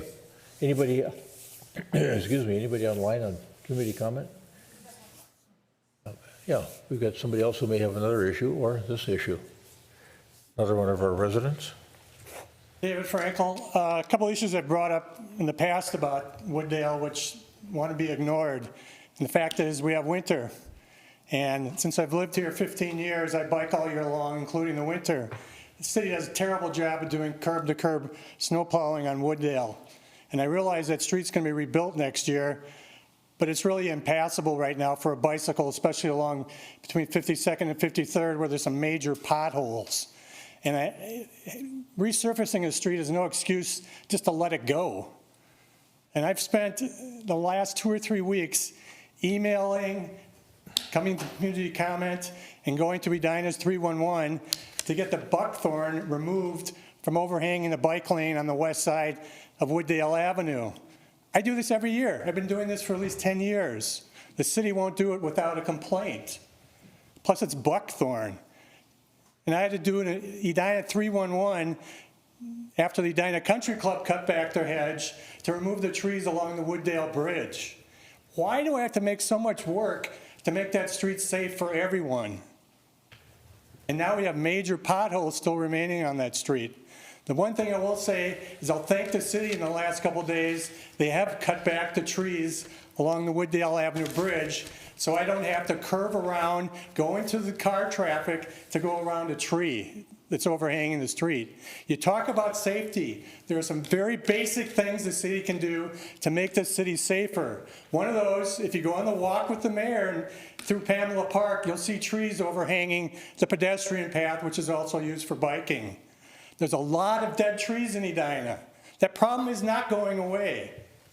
The longer you wait to get rid of these trees, the more expensive problem you're going to have. Every park, every public land has dead trees, and some of those overhang these pathways I've been talking about. For the life of me, I don't understand why the city doesn't do more removal of these trees. And cutting them down and leaving them where they fall is not a good idea, because many of them are diseased. Diseased trees just to continue to spread the disease. The other thing is, right out here across the street on Vernon Avenue with the new bridge landscaping, 2 maples were planted. I was at a presentation by the Hennepin County Forester a couple weeks ago, and he said Hennepin County has too many maple trees. They do not plant maples anymore. So why is the city planting maples? Why don't they believe in best practices? Hennepin County, City of Minneapolis do not plant maples. Edina does. Why is that? We have staff, city council going to national meetings around the country, but nobody talks to Hennepin County. Why is that? It's just hard to follow some of the things that go on in this building. The other thing is there's signs in Arden Park recently. Evidently, they're using Roundup. You need to wrap up, Mr. The city should ban the use of all chemicals like the city of Minneapolis. Bryant Avenue was mentioned earlier. See what Minneapolis is doing when it comes to infrastructure issues. And ban Roundup. I don't understand why you're using chemicals. Thank you, Mr. Frankel.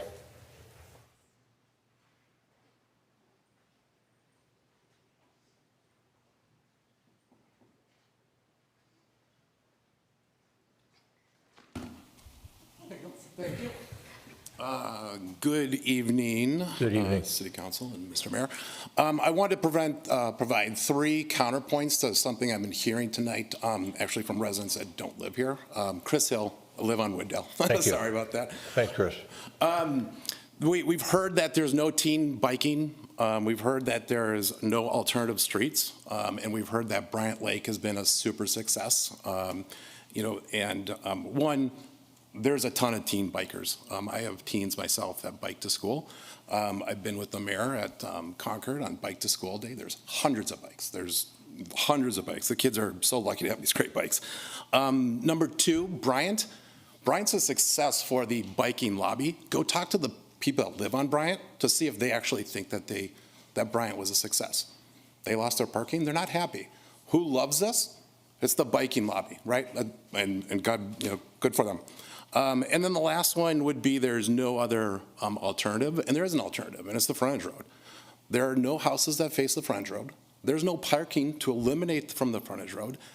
The speed limit is actually 25 miles an hour, which is the same as Wooddale. So the speeding is the same issue there it is on Wooddale. It's also adjacent to the community center, the 3 public schools, and OLG. It also, which achieves a point that we're trying to accomplish here, it links Southdale to Grandview, and also would connect in some way Country Club back to the schools, and I think that's a big issue as well. With that, I thank you for your time. Yep. Thanks, Mr. Hill.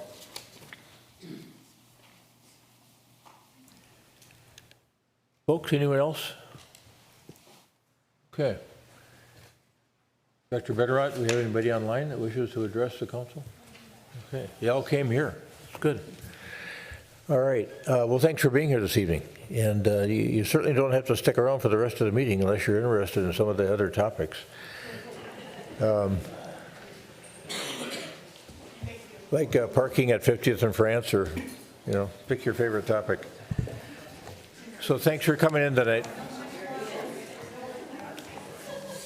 Yeah. We'll let the room clear for a moment. I had 7:08 to start and 8:27.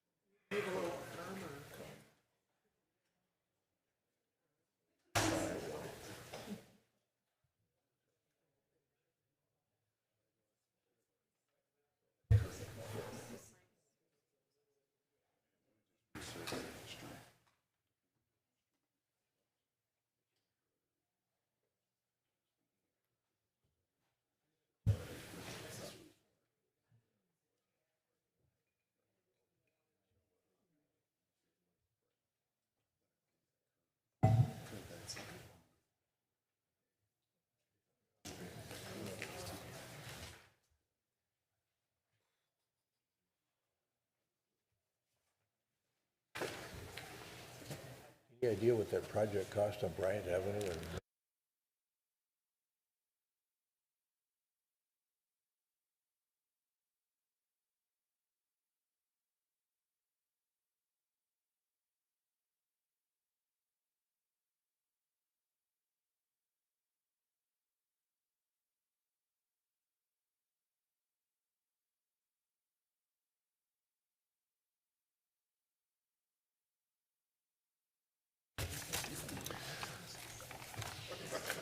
All right, let's go back to work.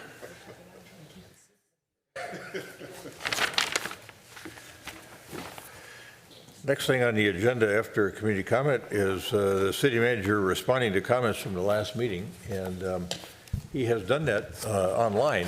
We did it by Friday following our last meeting, but he's going to follow up now and provide a supplemental report for us. Manager Neal. Very good. Thank you. Thank you, Your Honor. We had 3 questions that we responded to at our last council meeting. First question is, can more advertising or sponsorships be sold at Courtney Fields?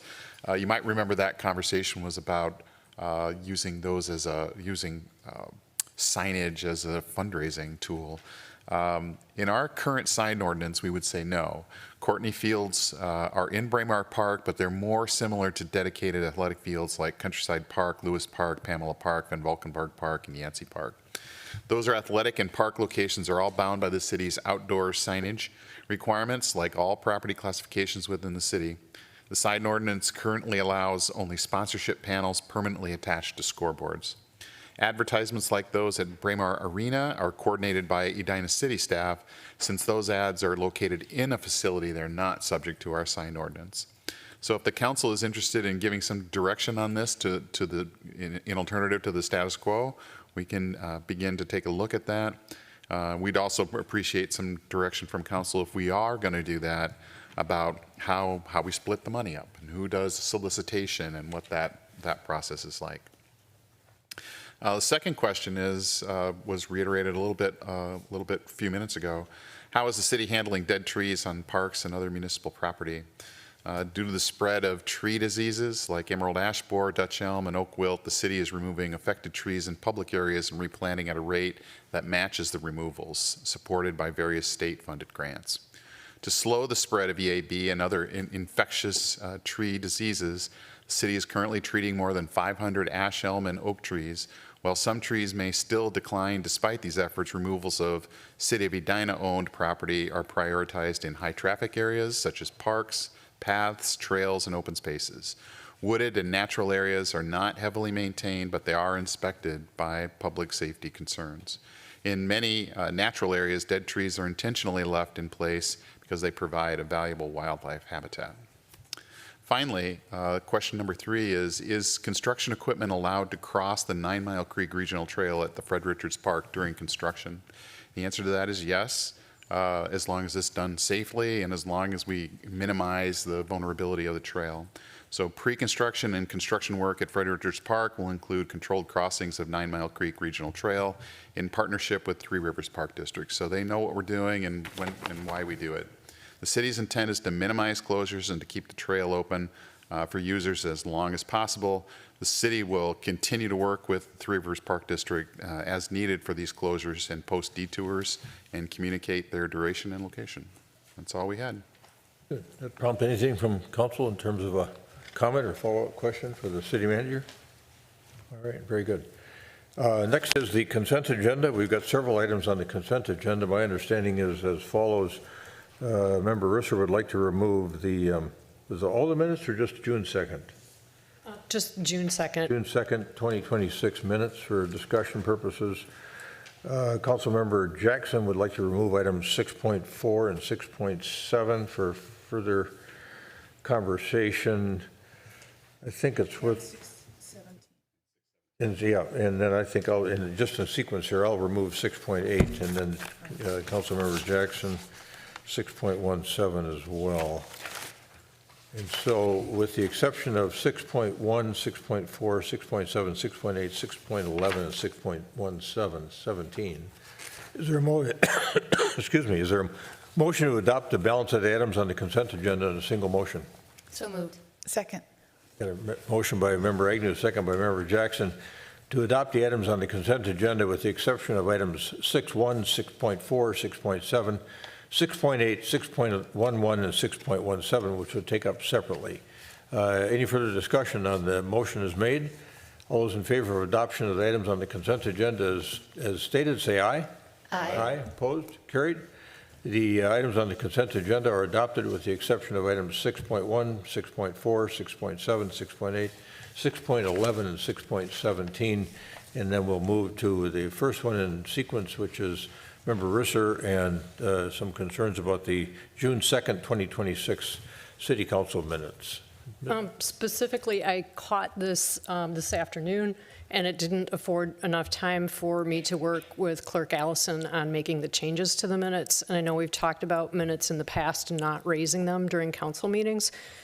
My concern is the way that Section 24-30 was reported on, and this is the code that has to do with through lots on collector and arterial roads, and instead of talking about driveway intersections, it was summarized as being about curb cuts, which that was not the point of the discussion. So I'll work with, what I would respectfully request is that we table the minutes so that I can have time to work with Clerk Allison on making those changes. Okay, so table it to July 21? Yes, I would appreciate that. Yeah, the motion would be to table the June 2nd, 2026 meeting minutes of the regular meeting minutes of the City Council to July 21, 2026 meeting. Any member Risser moves, and is there a second? Yeah, Member Pierce seconds. There's a motion and a second. Yes, comment. Yeah, did we approve the council retreat minutes when we did the consent agenda? Or did we? Yeah, we did. We only pulled the June 2nd. Okay, good, Yeah, thank you. Yeah, good question. The other minutes that we approved. All right. Any further discussion? All those in favor of tabling the June 2nd, 2026 meeting minutes to the July 21st, 2026 meeting of the City Council, say aye. Aye. Aye. Opposed? Carried. Those minutes will be revisited for June 2nd, 2026 on July 21st, 2026. And then we will turn now to item 6.4. Councilmember Jackson has some points or some questions or both on the compensation and classification study consulting services contract that's been proposed. Councilmember Jackson. Yes, thank you, Mr. Mayor. I just wanted to lift this up for emphasis. We haven't had a compensation study of the whole city since 2013. All right, so I just wanted a little highlight on what we are expecting from this and how that feeds into our budget discussion. We have, as you mentioned, we have not done a class and comp study since 2013. I was here when we last did that study, and it's an important component of our structure here in the employees and how they're classified and how they're compensated. And so it is an important project that we are looking forward to picking back up again and modernizing and making sure that it's an equitable pay plan and continues to remain in legal compliance. Okay, and it also will get us an outside view on the sort of the data of what compensation is market compensation, so that it's not just our opinion on how people are paid, but it's a more objective. Yes, correct. We're asking to hire an outside firm that will help us classify the jobs, which is pointing them and then assigning them in their different structures. And then we look externally, they will look externally to look at the market data of how those positions line up with other positions in similar organizations across the metro area to ensure that we are equitable and able to attract and retain our talented employees, and that we're paying according to market and that we're adjusting any internal equity issues as well. Great, thank you very much. Yeah. All right, that prompt any other questions from council members? Councilmember Jackson, do you care to move the matter, approve the compensation and classification study consulting services contract? Yes, I will make that motion. Is there a second? Second. Member Pierce seconds Member Jackson's motion to approve the request of staff to enter into a consulting services contract for the purposes of compensation and classification study of our employment base. Any further discussion? All those in favor of approving a services contract, entering into that services contract, say aye. Aye. Aye. Opposed? Carried. That's authorized to be going forward. And then 6.7 is the Clover Ride service contract. Back to Councilmember Jackson. Yes, thank you, Mr. Mayor. So this is a service that we have, and we've got Mr. Scipione here who probably has the data. I just wanted some data on ridership. I know we're trying to get people out and about, maybe not using their cars, and this is especially serves a vulnerable population in our city, and so I wanted to know what our ridership was like. Of course, thank you for the question. Clover Ride over the last 5 years has averaged about 22.5 riders per week. So over the about 50 weeks that the service operates, we see about 1,100 users. That was slightly down in 2025, but we're working on some additional promotions and marketing in 2026 to get those ridership numbers back up. Terrific. Thank you very much. All right, Councilmember Jackson, anybody else have any questions on the basis of that inquiry? Councilmember Jackson, you want to move to approve the purchase request for the Clover Ride Services contract with Darts for $35,000? So moved. Second. All right, Councilmember Jackson moves, the motion as stated. Councilmember Pierce seconds. Any further discussion? All those in favor of approving the purchase request for the Clover Ride Services contract with Darts for $35,000, say aye. Aye. Opposed? Carried. That contract is approved. It will be entered into. And then I pulled 6.8 we had a lot of discussion at the council level and folks coming in to see us with regard to the intersection at 55th and Brookview, and I was pleased to see that that was part of the recommendation of the traffic safety report, and I just wanted to give that a heads up here so that the folks in that neighborhood knew that that was being recommended for adoption, that the city receive a petition for a two-way stop control, and staff's recommending actually an all-way stop control due to impacted sight lines, and that would be approved this evening. Is that correct? That's correct. Okay. Anybody else have any questions on the traffic safety report? I'll move the adoption of the traffic safety report of April 28, 2026, and the petition responses. Is there a second? Second. Member Pierce seconds the motion as stated. Any further discussion? All those in favor of adoption of the motion as stated say aye. Aye. Aye. Opposed? Carried. The traffic safety report of April 28, 2026, and the petition responses thereto are adopted. And next we are on to 6.17. We actually pulled off 6.11. I don't really know why. I but pulled that. You pulled that? Okay. Yeah, I pulled that one. I didn't mean to pull. I was going to make a notation about it, but I think it's worth discussing that the pedestrian bridge that we approved, we've now amended the MnDOT agreement with MnDOT with regard to the funding and our role in the bridge construction to include the request to include the noise wall installation on the north side of the crosstown there in that neighborhood, and just wanted to confirm that with Director Milner, and maybe get a little bit more broader assessment of what we're requesting. Yeah, thanks, Mayor, members of council. We asked MnDOT to come to the table, and we told them it'd be way easier to build this noise wall now than in 28 or 29 after we build our bridge. They came to the table with some funding and said, yes, it's a great idea. Let's see if we can make it happen. And this agreement you're approving tonight allows us to add the funding that they're coming to the table to build a noise wall basically from 6302 Rose Court, so that last property there, up to the Wooddale Trail. So we should be able to install that 20-foot noise wall this summer and next spring. And then MnDOT will come back and connect on the ends of that in 2028 or 2029 with their other project. All right, very good. Does that prompt any questions from other council members? Yes. Councilmember Agnew. Thank you. And just one, because I think that this is coming up, we're going to be taking down the Roslyn Bridge soonish, right? Like We are. 2 weekends? We're trying to confirm dates. Right now, the tentative weekend dates are off. They're going to try to do it over 2 night closures. So Monday, June 29th and Tuesday, June 30th are the 2 tentative dates. We need confirmation from MnDOT hopefully tomorrow. And then we'll publish a whole bunch of stuff on all those dates. So And put signs up over there and all that. Exactly. Love it. Thank you. Good question. Yeah, I know it was tentatively planned for the 25th, but it's apparently that's an influx date here, so we're going to get a new date. Does someone care to move Resolution 2026-33, amending the MnDOT Agreement 1062130? So moved. A second. All right, we've got a motion by Member Jackson, a second by Member Agnew to adopt Resolution 2026-33, which would amend MnDOT Agreement number 1062130 to include the noise wall installation. Any further discussion? All those in favor of adoption of the resolution say aye. Aye. Opposed? Carried. The resolution is adopted. And then we're on to 6.17, back to Councilmember Jackson, this is a matter involving a purchase request to do a study over at Edinburgh Park and that facility. Councilmember Jackson.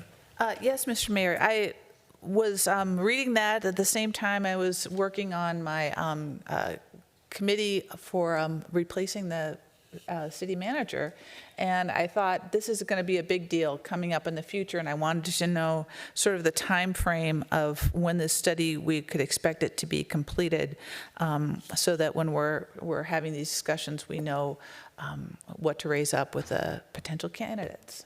So I think, Mr. Manager, you said at the end of the year, is that correct? The expectation with this contract is that it be completed by the end of Q4 of this year. Terrific, thank you. So it'll be a 2028 decision kind of stuff that we'll look at. Yeah, good. Thanks for that inquiry. Anybody else have any inquiries regarding that matter? All right. Councilmember Jackson, do you move to approve the purchase request for professional services for Edinburgh Park facility study with INS Group? So moved. Second. Member Pierce seconds that motion. Any further discussion? All those in favor of approving the purchase request for professional services for Edinburgh Park facility study with INS Group for $103,000, say aye. Aye. Aye. Opposed? Carried. That purchase request is approved. All right, that completes that portion of our agenda involving the consent items. And we will turn now to something that we've been working on for, I think, a couple of years.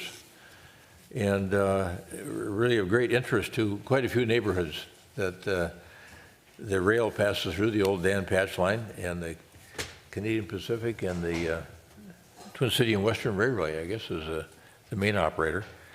But we've been doing a railroad, we had commissioned a railroad crossing safety and quiet zone study, and I'm going to turn now to Director Milner to tee it up, and then we're going to hear from our consultant.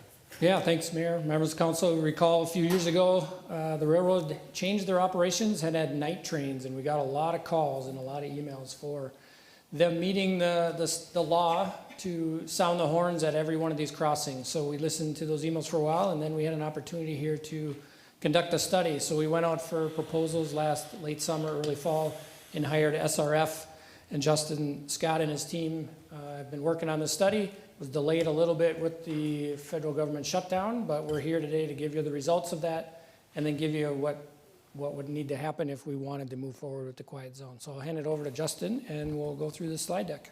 Yes, thank you, Chad. Mayor Hovland and council members, pleasure to be here with you this evening to present this rail crossing safety study and quiet zone effort. My name, as Chad mentioned, is Justin Scott. I'm a project manager with SRF Consulting Group out of our Minneapolis office.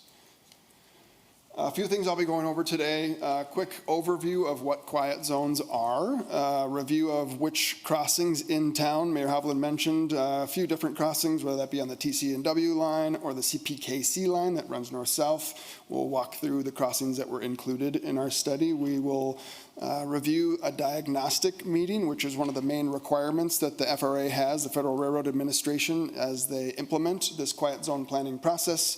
We'll dive into some of our recommendations in the subzones and how the city could potentially move forward with the quiet zone implementation and move into next steps. The first thing here on this slide is a description of what is a quiet zone. The first bullet here is describing from the FRA's perspective what a quiet zone is. And what I want to call your attention to here is the word routine. What a quiet zone is where a section or a segment of rail traffic and rail track can be quiet, where the city, the agency who owns the segment of track, and the municipality where the track goes through the FRA's quiet zone process can restrict those train horns, which is that sort of engineer's number one safety device. The routine word here is if there's a vehicle on the tracks, if there's a pedestrian that's crossing the tracks, even with a quiet zone, there will always be that noise that exists if there's a vehicle approaching the tracks.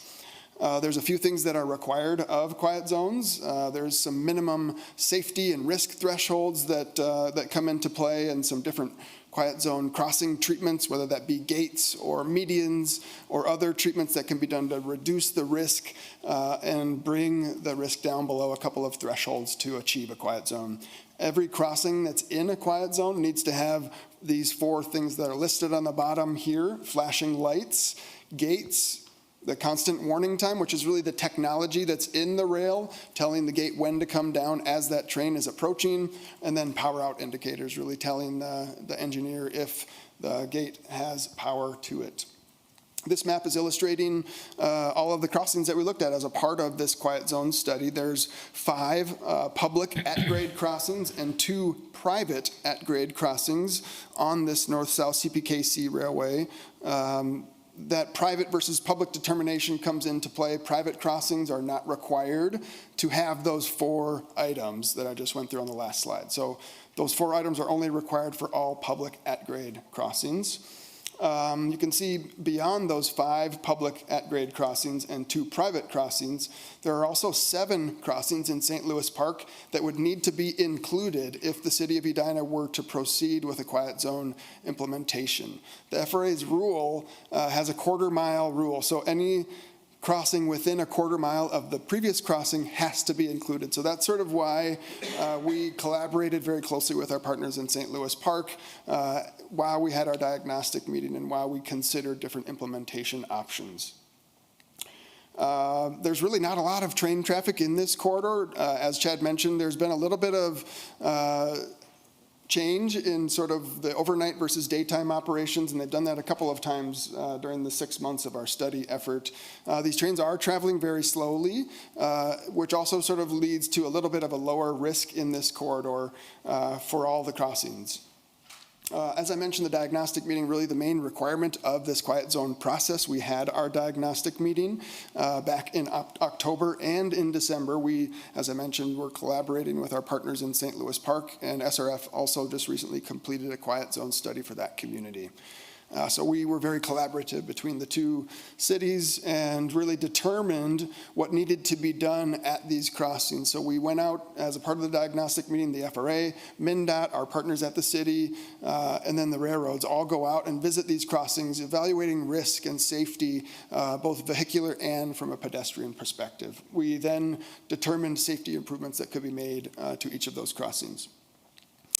None of the crossings, none of the public at-grade rail crossings that are in Edina meet those 4 minimum requirements of having lights, gates, and constant warning time. So that's a minimum investment that the city would need to make just to qualify for a quiet zone implementation. As I mentioned, the quiet zones, the crossing spacing here can really determine an establishment and sort of an implementation plan. There's options for the city to implement separate zones or sort of a combined approach, which is illustrated here on this graphic.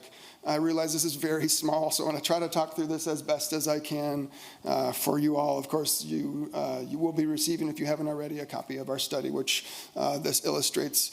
There's really 4 different subzones that are illustrated on this graphic. The first is subzone A, which will require a collaborative approach with our partners in the city of St. Louis Park. And then these 3 subzones to the south could be implemented independently of each other and of coordination with the city of St. Louis Park.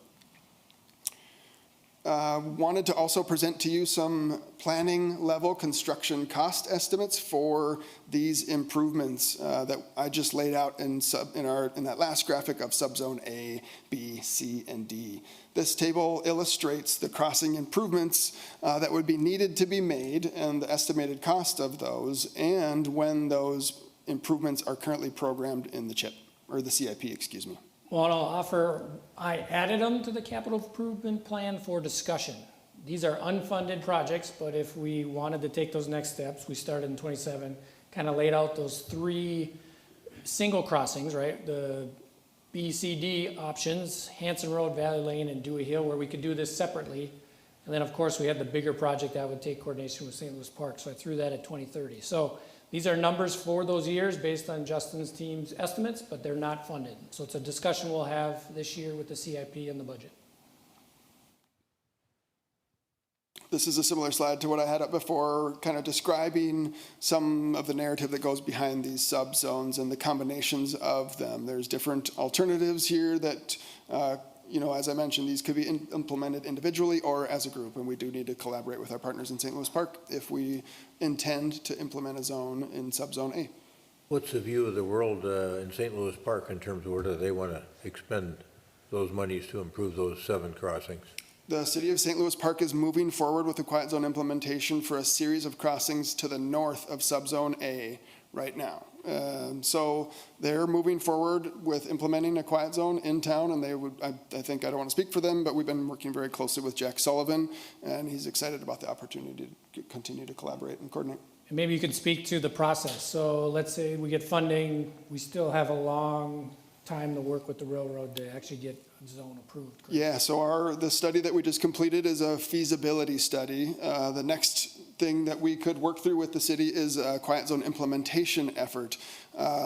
We finished this feasibility study in about 6 months. The implementation effort at a minimum can take 2 to 3 years, depending on the regulatory process and review. FRA is dealing with some staffing issues that Chad alluded to, and their review time has really gone downhill over the last 2 years. There's a process that Chad alluded to. There's a couple of notices. They're not extremely difficult to put together. There's a notice of intent, which really does what it says. We lay out the proposed improvements for each zone. Do we want to do gates here? Do we want to do lights here? Do we want to do medians there? So there's a variety of opportunities. We lay that out in our notice of intent. That triggers a 60-day review period from the railroads. Then we go out and construct. That can take a year and a half. Then we submit the second notice, which is the notice of establishment. That triggers a 21-day period before the quiet zone is active. Once the quiet zone is active, you have a quiet zone. That whole process I've just very quickly described, again, can take a lot longer than you might expect. So we just want to make sure we're clear on the timing, right? This is the first baby step. Now it's funding, design, implementation, and still getting those approvals through the federal FRA. So we'd stand for any questions. That was our presentation for the evening. Councilmember Jackson. Yes, thank you, Mr. Mayor. So how does it work with the private crossings? Can they make it a quiet zone right away, or is it never a quiet zone? Private crossings are very easy to include in a quiet zone. There's no regulatory, there's nothing that you have to do as far as a treatment perspective at a private crossing. It can be left untreated and included in a quiet zone. And our private ones are in that zone A. Okay. There are a few driveways just right north of here. Okay, so we would change the ones that were public, and the private ones just get swept in and without any changes? They're driveways, correct. Okay, great, thank you. Councilmember Agnew. Thank you so much, and thank you for doing this study. I really appreciate the analysis and consideration that you've given this.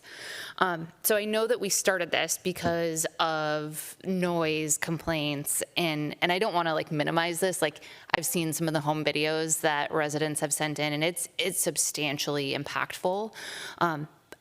And outside of that, this would improve the safety of these crossings.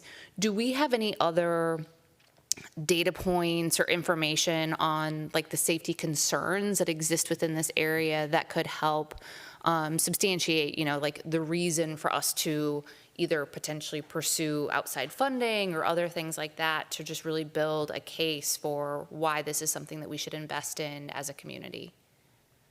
Well, each crossing, you did an analysis of any issues or crashes or any of that sort, right? That was part of the risk analysis. We did do a risk analysis that's based on a variety of factors that go into that risk. Train volume, train speed, vehicle speed, and a 5-year crash history. So all of those really determine at each crossing that risk level. So once we treat a crossing with gates or lights, that risk level will come down below a threshold to meet the FRA's expectations. One thing that we haven't mentioned is stakeholder engagement, which I could allude to. Sometimes we use that tool to get the feedback that you're describing, and there is options for us to help you in that space if that's desired by the council. And I would also offer there's been 2 notice of funding opportunities related to rail. We had Justin look at it, and it doesn't apply for the situation. So thus far, we have not found a grant that applies. Okay, thank you. One of the other questions that I did have was regarding the public process that we can now take regarding considering moving forward with this investment. Can we, I mean, this is just a request to staff to start thinking about how do we want to engage these residents. I understand that you gave kind of that prioritization just generally based off of the slotted in capital improvement years, you know, that's relative prioritization. But I also want to hear from residents to make sure that we're prioritizing in the areas where residents are feeling that impact the most. And so I would love if the next time we discuss this, you can come back with a proposal on how we'll do that entire community engagement process, just because I do want to continue getting feedback. And then the third question I had, you kind of already spoke to, but it was around funding from outside sources. I think I had sent over a couple of sources that were, you know, $1 billion+ that were available from a federal perspective. As I understand, that was specifically for like grade separated crossings. That's right. Can you maybe just give like one quick blurb to that, and then maybe even just reflect on like how over the next couple of years we'll continue to seek potential grant opportunities and prioritize that? Yeah, I'll have Justin maybe touch on that first one. We're going to want to be very strategic, and I would love to help coach you through the process moving forward. I think I buzzed back to our title slide. I hope you can see that. But the title of our study was a rail crossing safety study. We did do there was a lot of discussion around quiet zones, but we were very careful about the terminology we used to describe this study. And the reason we did that was to hopefully not close any funding doors, which I want to get to your question now about the rail crossing elimination program, which I think is what you're referencing. The FRA has two programs, the Rail Crossing Elimination Program, which was due a week ago, and then the CRISI program, which is dedicated to short line and regional railroads, which is not CPKC. CPKC is one of the 6 Class 1 railroads, so the CRISI program does not apply to us. Both of these programs are federal programs, and unfortunately, the feds don't see value in providing funding for quiet zones. And the way I sort of have determined and deciphered that over my career is the feds don't really see investing in quiet zones as a federal benefit. They see that as a local benefit. So they a lot of times will encourage the local agency and the local community to make that investment. And you mentioned grade separation. This picture's good for that too. How would we possibly get grade separation with slopes and drainage and all that stuff? We just don't have space. We're fully built out. We'd be taking homes, so we don't even consider a grade separated thing at that point. If we were going to get rid of some of these, actually remove them, that might be a different story. But we can't remove them either because they're important to our transportation network. So if I'm understanding correctly, are you thinking that there isn't going to be, over the next handful of years, additional federal grant opportunities because the federal government generally doesn't support the quiet zone creation? Or are you saying that because this is really a safety improvement plan, that there might be some opportunity, there just isn't currently? That's a great qualifying question, and I want to make sure I'm being clear. My answer is the latter. I think we wanted to be very careful with our terminology so that we could potentially leverage any future federal dollars that do come up. I think another thing, too, is to leverage state Section 130 funds. There's a state program that's dedicated specifically to improving railroad crossing safety warning devices.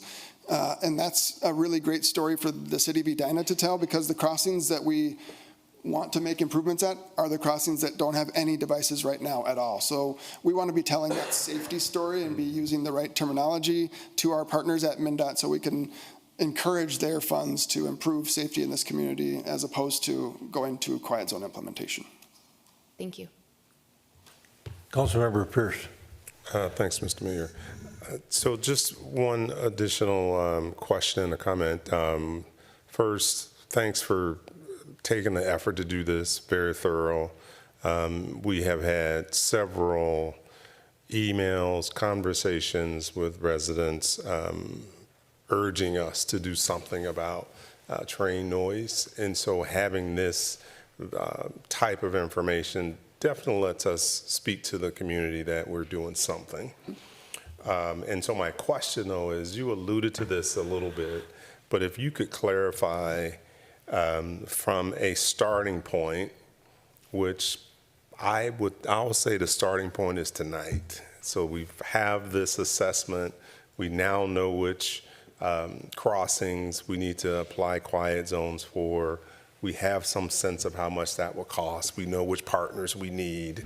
So from tonight through to getting it approved on the CIP and actually implementing the quiet zone, what's the realistic time horizon there? Well, I'll make one caveat. I'd say once funding is identified, Yep. then Justin, go to work and let's get this approved. And I think that's a 2-year process, 2 to 3 years at that point. When are we going to come up with $7 million? That's the number on the slide. So when you have that date, then it's still 2 or 3 years to get through the federal approvals. Okay, so to have the funding, you're saying if we have funding, it will take us 2 years to start the project of actually implementing the quiet zone? At least, yes. Okay. Okay, and then once we start, how long are these projects? Is it 6 months, a For year? construction? Yeah. Oh, these are pretty easy, relatively easy. short.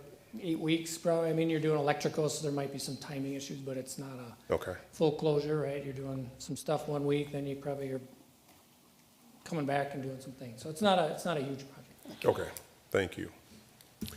Councilmember Verser. There is no, I think about the NOC, the Noise Oversight Committee for Airplane Noise. There is no equivalent. That's correct. Okay. The other point, just want to throw this out.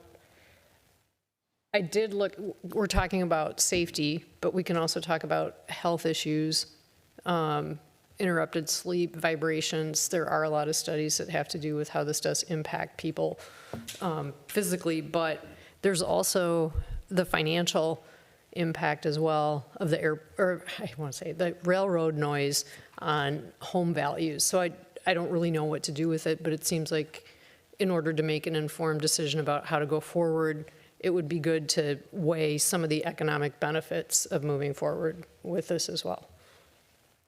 That's all. Councilmember Jackson. I'm only going to talk about this as safety because I just see those crossings and they scare me. They're raw, they're open. We will have people come forward and talk about safety. And I know the complaints have been about the noise, but the safety problem, we don't know what CPC is going to be doing in the future. They might change back to the daytime and make it really dangerous. So I'm just going to talk safety. So I get a process question for you that popped up into my mind, and that is the way you were describing something. I was concerned that we'd have to make the commitment and the investment, and then they would decide if they wanted to approve us for a quiet zone or not. So how does that work? I mean, do we have to advance and spend all the money first and then hope they approve us, or they approve us in advance and then we go do the work? They approve, that notice of intent gets approved, and the railroad oftentimes will write a formal response to that notice of intent stating they want the world. You know, they want all the extra devices, and safety is a big concern. There's an opportunity for the city to respond to that common response from the railroad that the city is fiscally constrained, and you know, we have met the FRA's regulatory requirements of the quiet zone process, and that's that. You typically don't see the intent filed unless there's actually money to do the construction. Correct, yeah. Yeah. Is it the Federal Rail Authority that we're working with? Yes, yep, the Federal Rail Administration. And then I thought Councilmember Jackson had an interesting angle. You stated that you were careful how you worded the study. I take it for the purpose that you expressed, and that was that nobody gets any money for quiet zone improvements, but you might get money for safety improvements. Is that right? Yes, sir. There is potential there from the Federal Rail Administration for and the state safety improvements. Yep, and MnDOT has a program, the Section 130 program, that they leverage for those types of investments. That might be helpful. Okay, good. Anybody else that cause any other questions at the present time? Thanks for being here. Thanks for that thank you good for the work. opportunity. Thank you. Pleasure. Yeah. Thanks, Director Milner, for leading this one step closer to figuring out what we want to do here. All right, then we've got an annual traffic safety summary report.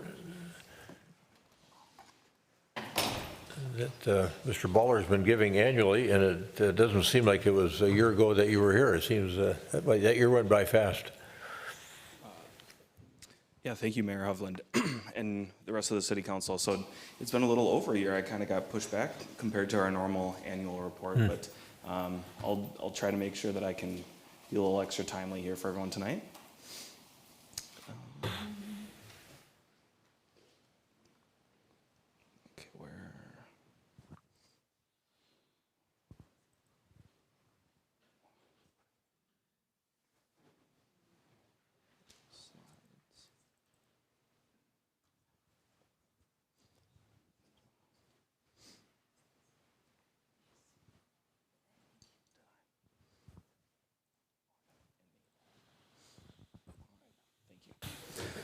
All right, so as with the introduction, this is the 2025 Traffic Safety Summary Report. And here tonight I'll be going through requests that we've received, reviewed, some of those statistics and some trends that we've noticed throughout 2025.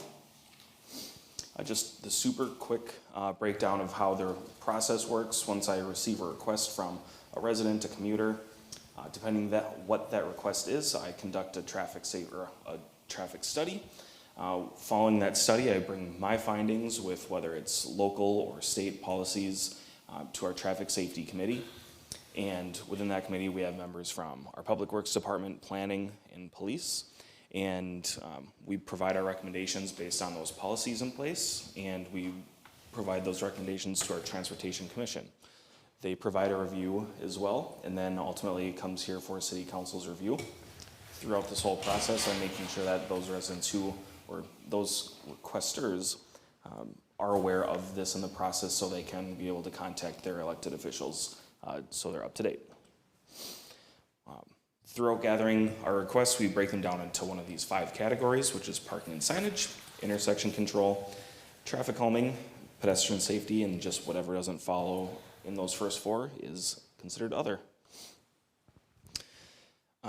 Throughout the whole year of 2025, there were 208 requests that were submitted, and I received those whether that's by phone call, snail mail, email, the city's website, or the Edina 311 app. There were 238 requests that were reviewed, which actually was an increase from 2024 by 91 requests. The highest amount reviewed were traffic calming at 63, followed by intersection control at 48, along with pedestrian safety at 48, parking signage at 42, and all others were 22. So again, those were items that were reviewed last year.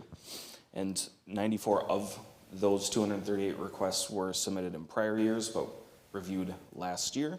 So that example could be someone looking for a crosswalk where I needed to conduct a study following that winter. When we review every item, we put them into an A, B, C, D, or E category. So items given in A are where we recommend action. So here we recommended action on 11 parking and signage requests. One example is a bunch of requests and complaints of street parking near the Edina High School. You can see that on that top left image. We had 6 approved pedestrian safety requests, which one example was a crosswalk that has now been put in at Hanson Road right next to the CPKC rail tracks. And then we had 5 other requests where those kind of didn't really fall into any specific type of category, but then we had 4 approved traffic calming requests, with one example being restriping or adding striping on West 72nd Street west of France to help provide drivers adequate travel lanes. There were no approved intersection control requests, and those were such things as added stop signs or yield signs. There were 24 items in which the committee recommended no action, and then there are 110 items that were classified as D items that are solely handled by me. So an example of that would just be something where someone requested a crosswalk and it didn't come anywhere near what our policy recommends. So with that, I was able to not need full discussion with the committee because of our policy that we have in place. A new item this year is E items, which is where we recommend police enforcement. So that's kind of a thing where we solely think adding police enforcement, whether it's at stop controls or speed limits, that's what we recommend for those items. And one thing to notice, a lot of these, or when you add all these numbers up, they will not equal the total number of reviewed requests because a lot of items are repeat requests, whether it's from neighbors or something that was requested earlier in the year as well. I like to look between Highway 100 and Highway 62 as a breakdown, just to kind of see what types of trends we have. And in Northwest Edina here, there were 58 requests, which was just a slight increase from 2024. The highest number of requests here was traffic calming. A lot of this had to deal with the Highway 100 and Vernon Bridge closures, so a lot of people trying to find their detours around, so a lot of those kind of speed traffic calming issues. Southwest Edina, we had 35 requests, which was another slight increase from 2024. Here, parking and signage was an issue, and you can see a lot of those little green dots are just outside of Edina High School. In Southeast Edina, we had 40 requests that were submitted, which was another slight increase from 2024, with intersection control receiving the most, and a lot of these are on Hennepin County streets or areas that are controlled by the state and MnDOT signals. So a lot of those are things like a signal is down or some timing needs to be updated, and we're able to get MnDOT staff to help with those. In Northeast Edina, this is where we receive most of our requests every year. Here we had 74, which was just a little bit less from 2024.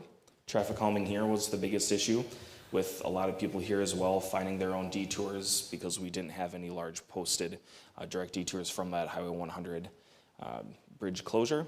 So a lot of those issues were in that Morningside neighborhood and along Valley View to the south. We also like to look at seasonality of traffic safety requests too. Every year we see an increase starting in that March, especially in April time, and here in May you can really see this increase, and that's when that Highway 100 bridge project began. People didn't know what to do, there were delays everywhere, so that's how people were starting to reach out, whether to me or somewhere else, and it kind of fell down to me. We're able to provide some assistance there. Overall traffic calming and pedestrian safety peaked kind of simultaneously, so both in that May and kind of September months, people are going back outside more, or they're getting out of school, or school is beginning, so traffic patterns are shifting quite a bit at those times of the year. Now we like to track and look at 5-year data at a time. Just by looking at each category, you can see traffic calming has been slightly increasing the last handful of years. Adversely, parking and signage has been kind of the main only category that's been decreasing, because also you can see intersection control, pedestrian safety, and other have also been slightly going on an uptick. And with that, I stand for any questions, but thank you for your time. Yeah, thanks, Mr. Bowler. Questions for Nick? It's really a helpful annual data to receive. Councilmember Jackson? Yes, well, thank you, Mr. Mayor. Thank you, Mr. Baller. Very information. First of all, what is this orange thing that we're looking at on this slide? Is this the image on the bottom left here? Yeah.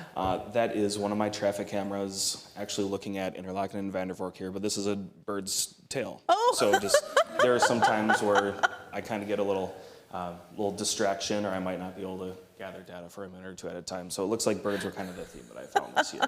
That's great. So thank you for this, and I do appreciate the year-over-year data. It's always good to see where the trends are going. We've been getting a lot of calls and emails from people concerned about e-bikes.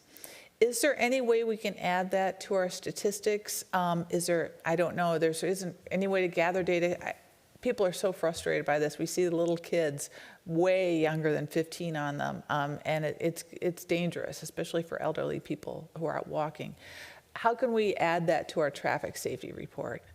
Well, we can definitely add that as another category, and that might be something we'd have to advertise properly for, to say, you know, e-bike complaints would then fall into this traffic safety part onto our website, or how to reach me, for example, compared to, let's say, asking police to receive those complaints. So that's something that we can definitely look at and, you know, have a separate type of category. Yeah, so if you could ask the Traffic Safety Committee to kind of think about how we can improve safety, and it's always good to have data. So just think about that, because it's an increasing problem. It's really double what it was last year, as far as I can tell. Yeah, absolutely. Thank you. Great, thank you. Other questions, comments for Mr. Baller? Okay. Yeah, thanks for being here. Thanks for that update. Thank you all. Yeah, keep up the good work. Thanks. We know you will. All right, we're going to move on to the next portion of the agenda. We're finished with special recognitions and presentations. We've got two public hearing matters this evening, and the first one our clerk Sharon Ellison has, and it is a potential liquor license suspension involving Bojay's on France Avenue. And I'll turn now to our clerk Sharon Ellison to tell us the factual background on this situation so we can decide what to do. Thank you. Mr. Mayor, Mayor, council members, as you recall or may recall, twice annually our police department conducts compliance checks on all of the liquor establishments that are in town. In May, the compliance checks were done on 52 establishments, and from that there were 6 violations. 5 of those violations were what we call within a 24-month period, and so they were deemed to be a first offense, and the option for those were to pay a $500 fine or consider coming to a public hearing. Generally, those violators will pay the fine and will forego the public hearing. The 6th violator was considered to be their second violation within a 24-month period, and for that, it is a required public hearing and a $1,000 fine plus a 3-day suspension of their liquor license. Tonight, we have Lindsay, who is with Bojay's, and apologies for having to wait so long, Lindsay. But Lindsay's here tonight and can answer any questions that you may have for her. Staff's recommendation is that you motion to have the fine for $1,000 plus the 3-day suspension, and the dates are recommended to be Monday, Tuesday, Wednesday.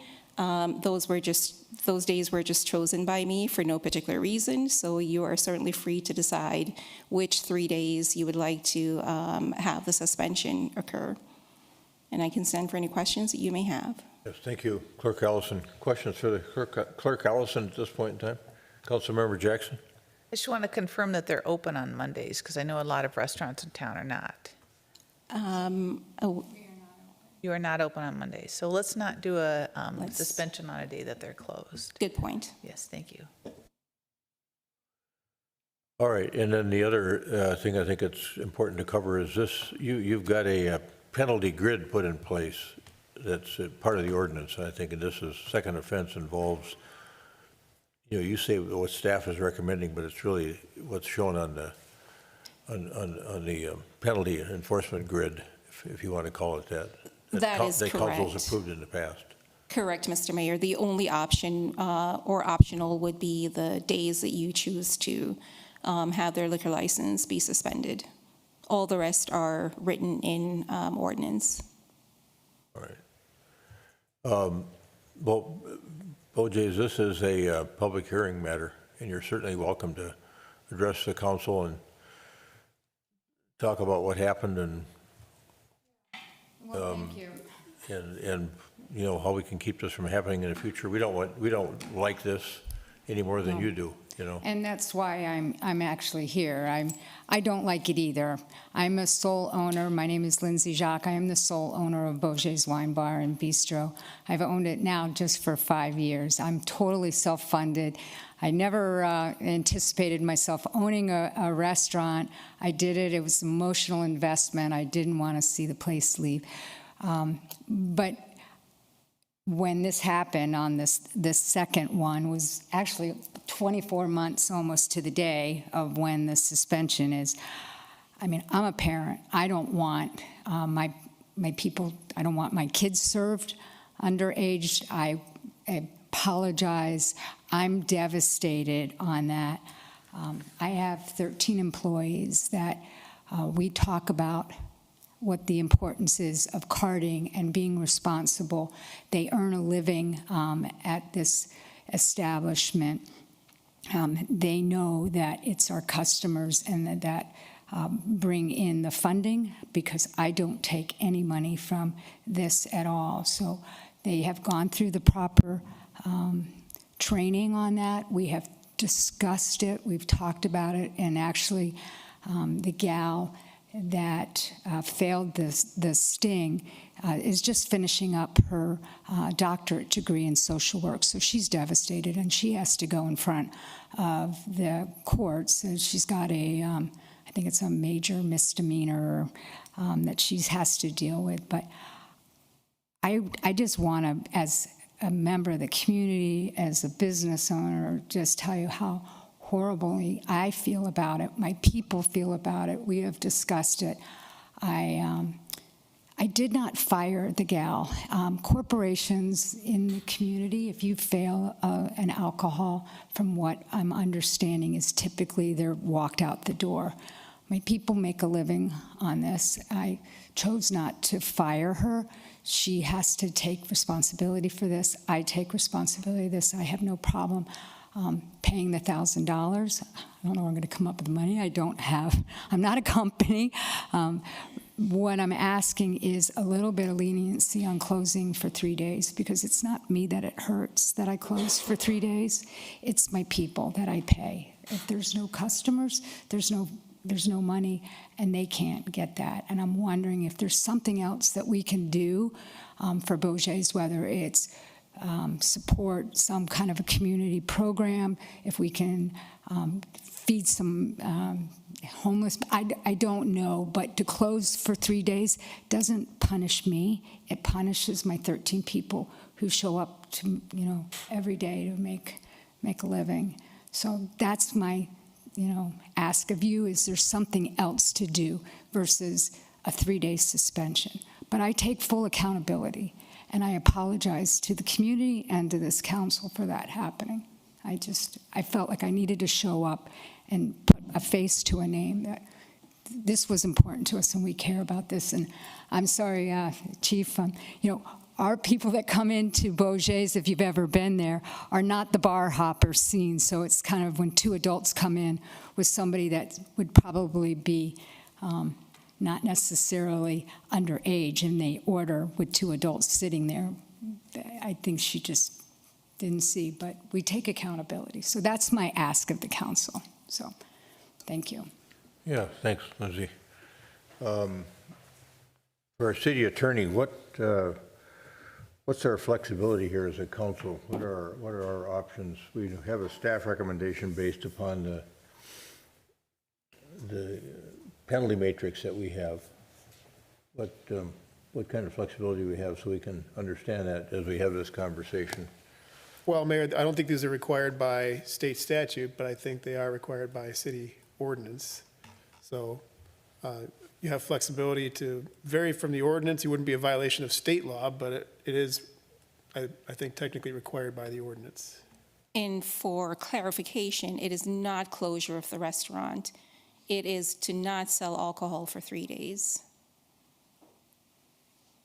Yeah, thanks for that clarification. Manager Neal. Yeah, I would just add, Your Honor and Council, that the penalty matrix we developed as a council and staff. We have used that same penalty matrix. We don't have very many of these, but when we have, this is what we use, and we haven't really varied from it. And I would say, too, to be fair, because there was another establishment owner who also wanted to come and address the council tonight. It was his first violation. And so, to be fair, I would suggest that you stick to the 3 days rather than deviating from that for one establishment owner. Sorry, Lindsay. Councilmember Jackson raised the point that they're closed on Monday, so what's the effectiveness of that? If we chose a day that they were closed, coupled with I guess the original recommendation was to have them closed the 22nd, 23rd, and 24th. They can't sell liquor on the 22nd because they're not open anyway. Just wondering about the council's views on on that 3-day period, on what we think we should be doing there in terms of suspending their ability to sell liquor during a 3-day period. Could it potentially include that day when they're not open anyway, or would we want to make sure that we followed the matrix to the letter of the law and had it be a situation where they couldn't sell liquor for 3 days during the period of time that they're open? Anybody have thoughts on that? Mr. Mayor, can we clarify, did we open the public hearing or not? Are we going to just talk about it and then Yeah. have the public hearing? Yeah, it is a public hearing, but I just wanted to get people's thoughts preliminarily on that issue before we provide for more testimony. Okay, yeah. I remember the last time we had one of these was when I was first elected, and it was a very difficult decision, but we did stick with the full penalty. And I think, I remember being very uncomfortable with that, but I think that if I voted for it then, I should vote for the full penalty now. Let's, we had some preliminary thoughts there. Let's remind people, this is a public hearing, and if there's anyone else in the audience who wishes to testify regarding this matter, you may come forward now. Okay, do you have anybody online? I don't have anyone online, but because there is a slight delay in the broadcast, I would recommend we wait about a minute before moving on. My clock shows that it's 9:32, so I will come back to you at 9:33 or when I have a caller, whichever's first.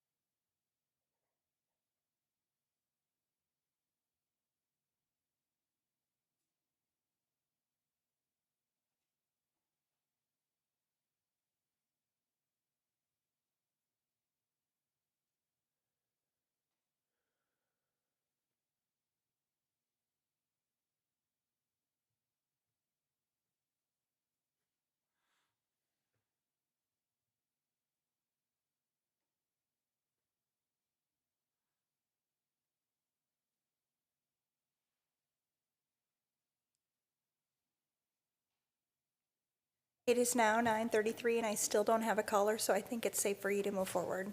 Okay. One more opportunity for anybody in the audience who wishes to testify in this matter. This is a public hearing. It's open for public testimony. You're welcome to come forward.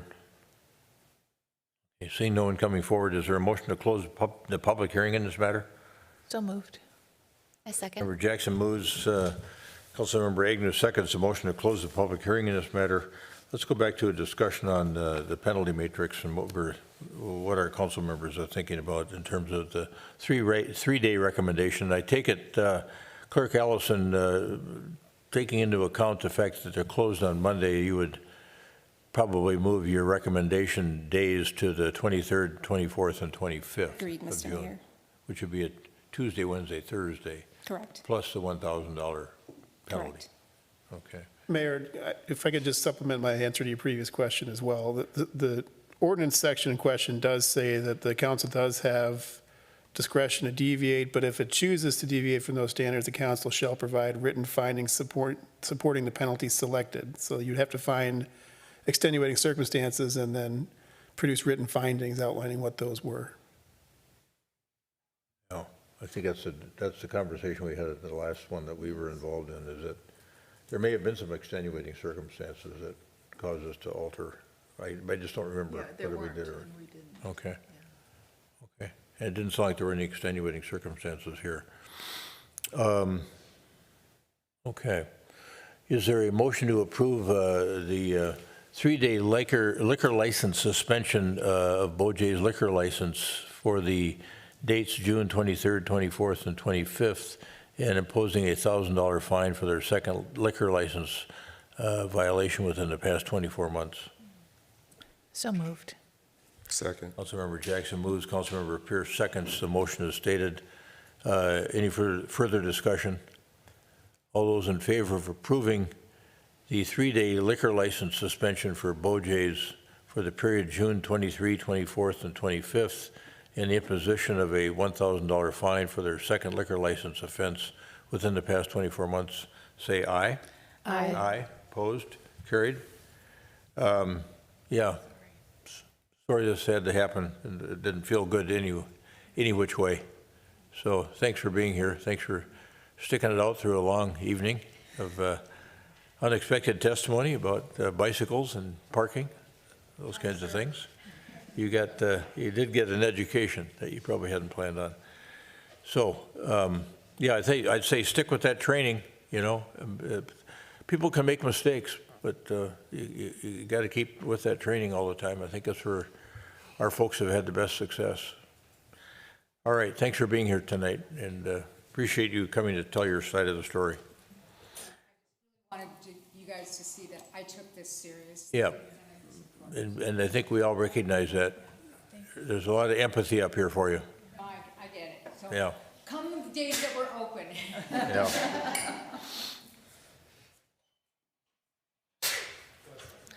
All right, the second public hearing matter we have in this matter this evening is potential amendment to the parking requirements for 50th and France, and Addison Lewis, our Community Development Coordinator, has the matter. All right. Good evening, Mayor and Council. Yep, we're here tonight to discuss the proposed ordinance amendment to the parking regulations at 50th and France. So Section 3612 of the Edina zoning ordinance allows commercial property owners at 50th and France to rely on the public parking ramps to satisfy their parking requirement up to a floor area ratio of 1. Buildings that exceed a floor area ratio of 1 have to provide additional parking for the square footage that exceeds the floor area ratio of 1. So this requirement was put in place back in 1978 as a way to share the public parking in a way that was fair amongst the property owners in the district. Last fall, you probably remember there was a variance required from this provision that was requested for a property at 5036 France Avenue to allow FAR up to 1.2 without providing additional parking. And that variance was strongly supported by the community, including the businesses at 50th and France. And as a result, council directed staff to take a look at this ordinance and see if it was something that we could amend so that other property owners in the district would have the same opportunity. So staff analyzed the parking usage for the 3 ramps and the potential for redevelopment within the district. And based on that, we're recommending that the amount of FAR allowed before additional parking is required be increased from 1 to 1.25. The rationale for that is in the report. I won't go over it, but happy to answer any questions on it. So this proposed change would have negated the need for that variance for the Americana restaurant. And hopefully this would allow other property owners to do similar modest expansions at 50th and France. As far as outreach for this change, I did meet with the executive director of the 50th and France Business Association. She was supportive and also had communication with some of the property owners and businesses. We also sent letters to all the property owners in the district. I did not get a lot of comments. We had no comments on Better Together. We had no comments at the public hearing, so not the most exciting change. The Planning Commission took up this item at their April 29th meeting, and the vote was 8-0 to recommend approval of the ordinance as proposed. So with that, I'd be happy to answer any questions you have. Yeah, very good. Thank you for that. Any questions for Mr. Lewis? Yes, Councilmember Grisser, go ahead. Actually, this isn't a question, it's a comment. And one of the things that I remember, you gave one of the best analyses of the situation, including information from the Minnesota League of Cities, and made the recommendation that we not grant the variance because this was in conflict with state statute. And I just want to acknowledge that.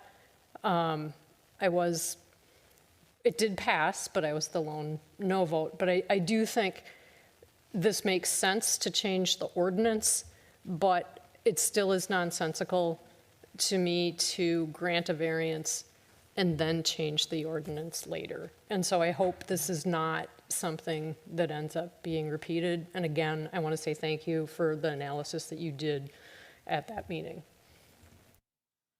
Thank you for that comment. This is a public hearing matter. I'm going to open it up now for public testimony. Is there anyone in the audience who wishes to testify regarding this matter? All right, Director Benarod has got the call-in now information up on the screen. I do have the call-in information up on screen, but I do not have any callers. Okay. So I must ask you to have another long minute. Sure. My clock shows that it's 9:40. I'll come back to you at 9:41 or when I have a caller, whichever is first. Very good.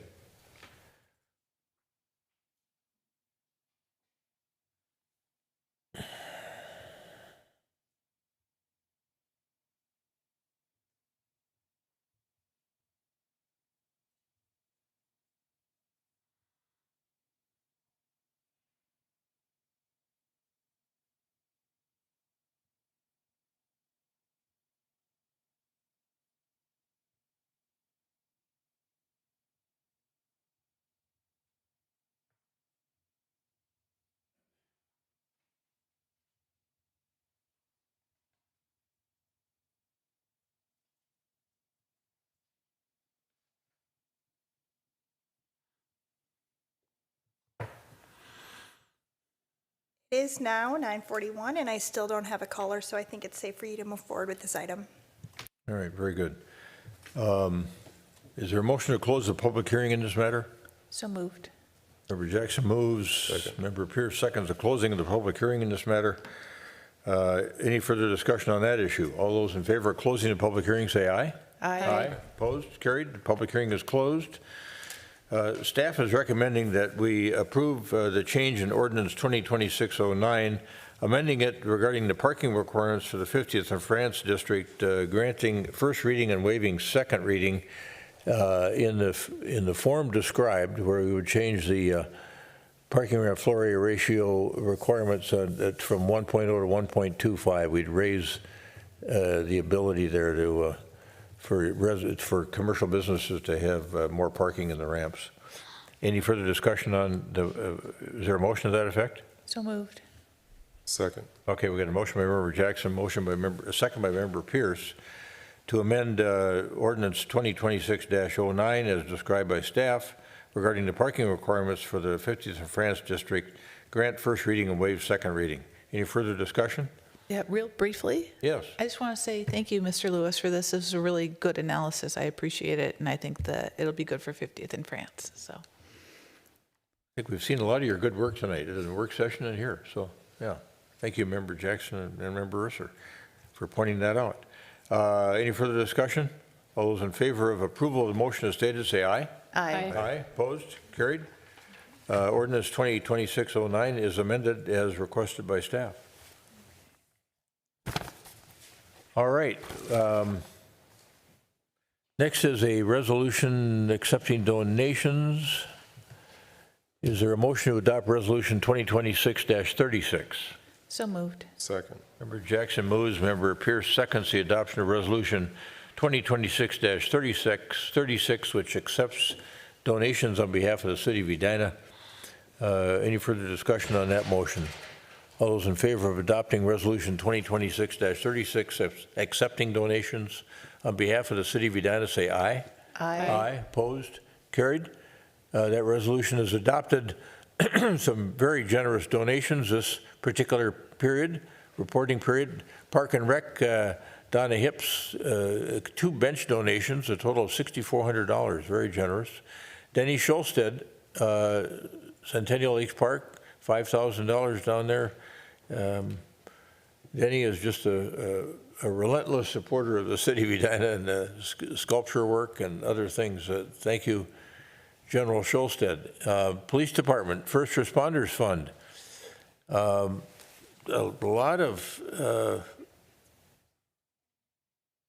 it's almost, a significant amount of money. I don't want to add it up real quick here, but a lot of First Responders Fund money coming in from active canine, for retired canine expenses, equipment expenses, a series of expenses that were being covered here. Mr. Mayor? The total is about $55,000, so that's a very generous donation from the First Responders Fund. Thank you for that.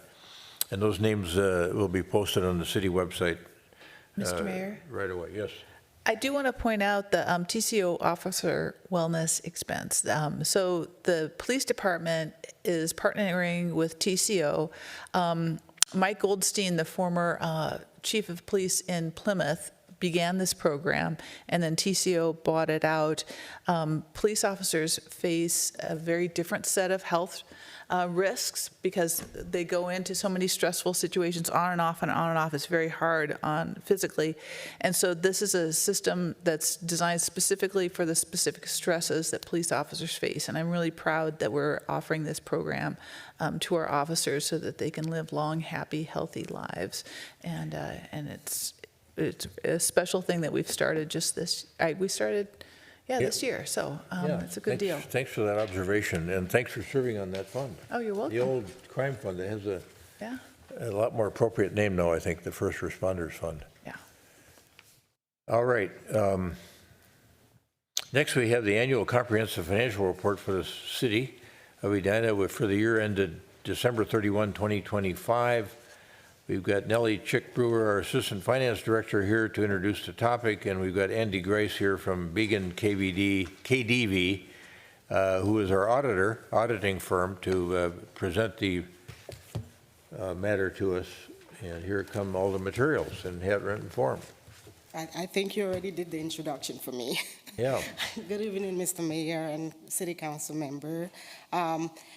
As part of our commitment to transparency and stewardship for our public funds, we engage an independent auditor to review our financials as of the end of the fiscal year 2025. Tonight, we have Andy from Bergen KDV, who conducted this in accordance with the government auditing standards. He's going to go through the audit today, and if you have any questions at the end, we'll be here to answer those for you.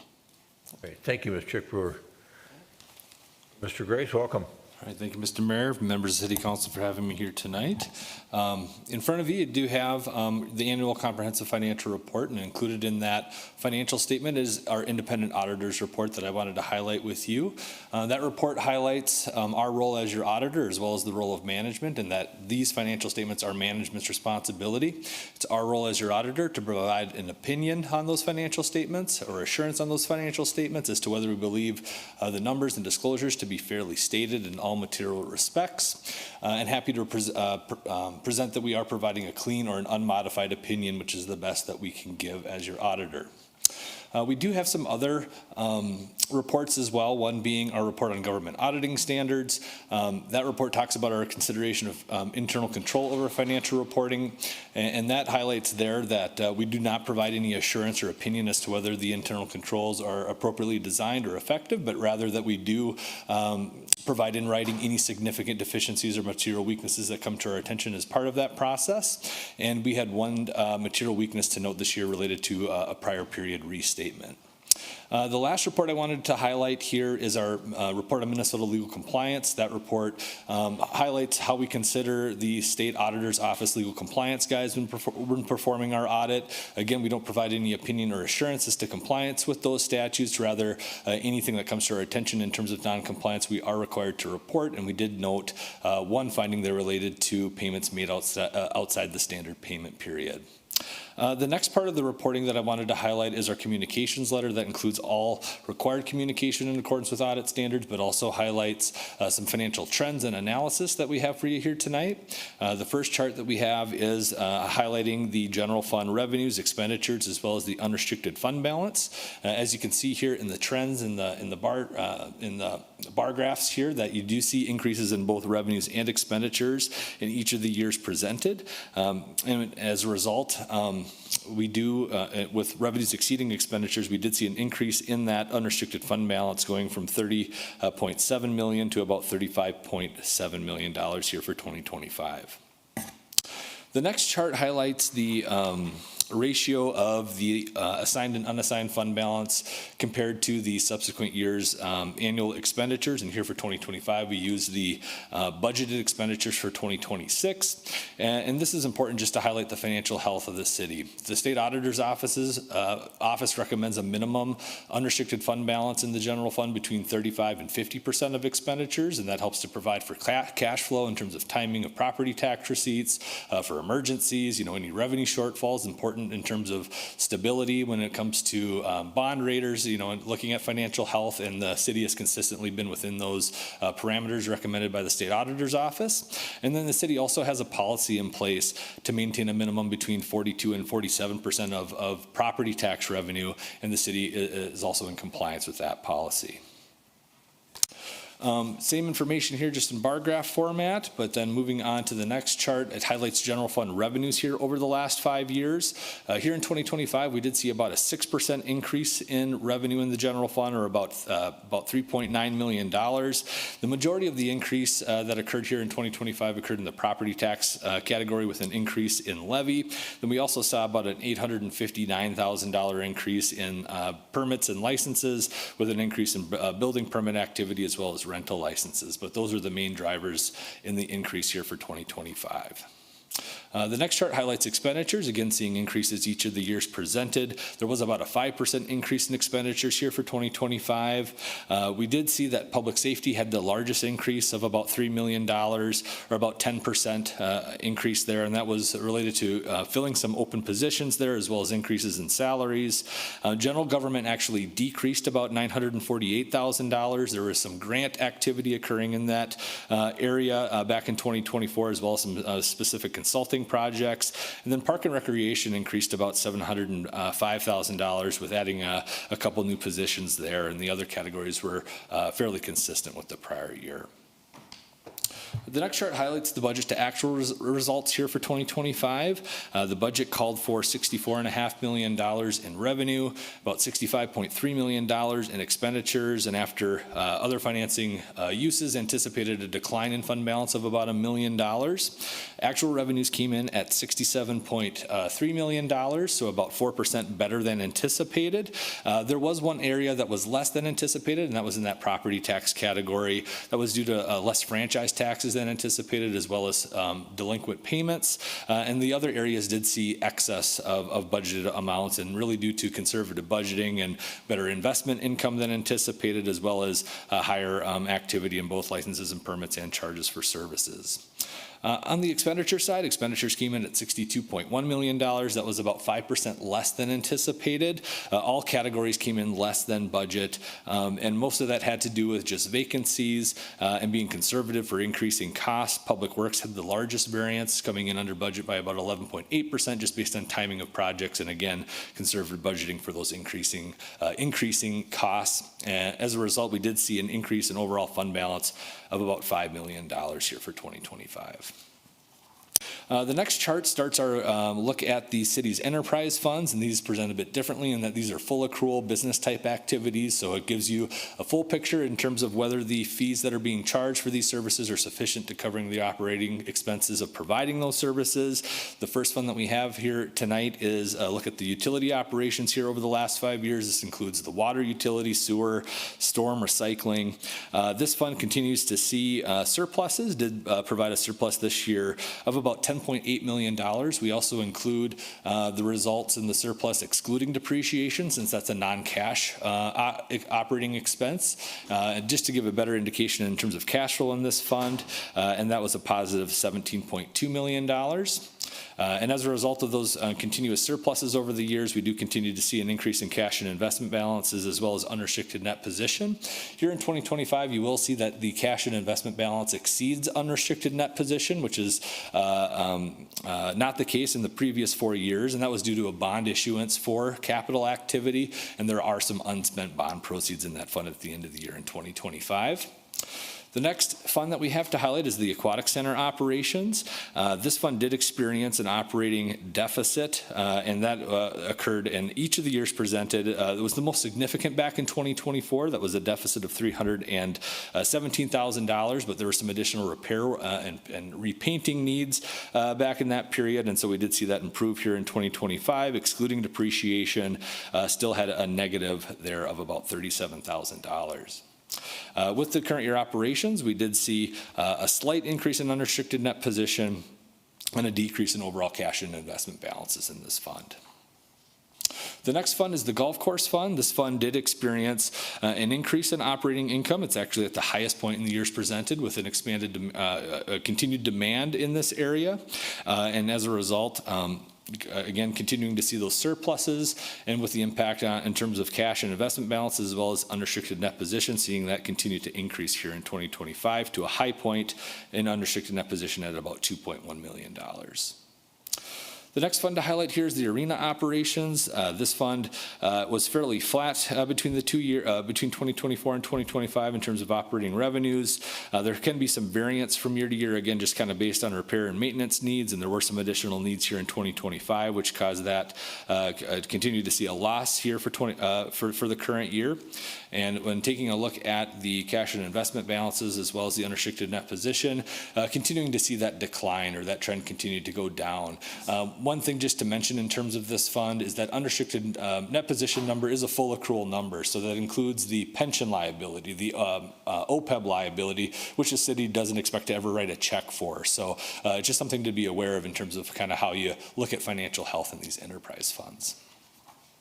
The next fund to take a look at, or the last enterprise fund to take a look at, is the liquor operations. You can see this trend line as well in terms of the sales and operating revenue coming down each of the last 4 years here to a low point here in 2025, and as a result, we see a decrease in cost of sales, also a decrease in gross profit, and that goes along the overall market trends, just in terms of a decrease in overall alcohol consumption. But the gross profit percentage has remained basically the same at about 33%, so continuing to kind of have that same profitability.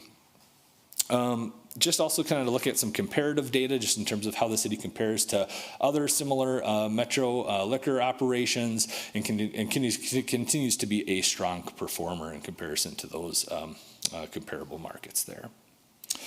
Lastly, just wanted to highlight the overall financial position in the liquor fund. That continues to decline. And so even though we see surpluses in the liquor fund, this fund also helps to subsidize through transfers out to other funds. And so those draws have exceeded the inflows within to this fund. So just kind of to be aware of in terms of what those available resources are going forward. We also have some comparability on per capita trends. Intergovernmental revenues did increase significantly in this data, just with an increase in street funding, but basically the overall increase in revenues and expenditures exceed the rate of the increase in terms of the overall population, so you're seeing increases in that data. And then also highlighting the tax capacity, certified tax levy, and city tax rate. There was an increase in the tax levy, increasing from 54.2 million to about 58.8 million. And that increased at a greater rate than the tax capacity, which is tied to market value. So did see a slight increase in that tax capacity rate, but has remained fairly flat over the last 5 years between 28 and 30%. Last chart that we have to highlight is just the overall debt service maturities, presenting the next 5 years as well as 5-year increments subsequent to that 5th year. There was a couple new bond issuances this year, so you do see those coming online, but that does highlight what those debt obligations look like over those maturity terms.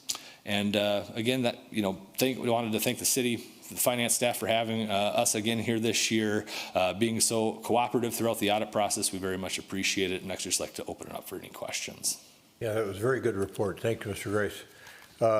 Any observations you want to make about some of the other letters or reports that you made? You've made some at the beginning, but anything that was raising alarm bells or causing you concern? No other things to note there. Okay, all right. I know the past few years, in fact, quite a few years in a row, we've been getting an award for our fiscal responsibility and excellence, and I'm assuming that that's continuing. But Manager Neal, anything you wanted to add to this?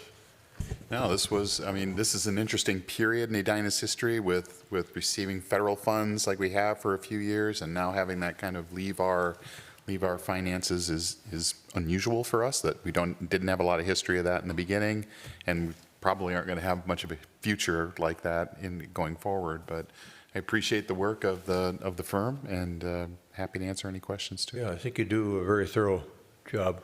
I think in the auditing world, I think we're really pleased with the outcome. I know you visit with us periodically as well as council members, so we appreciate you taking our input as well.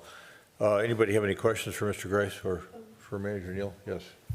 I have a few comments, and I appreciate all the work that went into this. Reading through it, throughout 2025, I did have some concerns about issues, and those were not in the report. And so for me, this is a little bit challenging, and I'm specifically concerned with TIF expenditures and Spark money, which is unspent TIF. And so I've been sort of going to the state auditor site to see when the 2025 report will be, and it's not going to be out there for a while. But we kicked off 2025 approving $4.86 million in Spark for an existing TIF district, and it was for the second phase of the TIF district that was supposed to get 1.5 million of TIF, and we've been told that it's in lieu of TIF, but the amount is greater than what was supposed to go to it.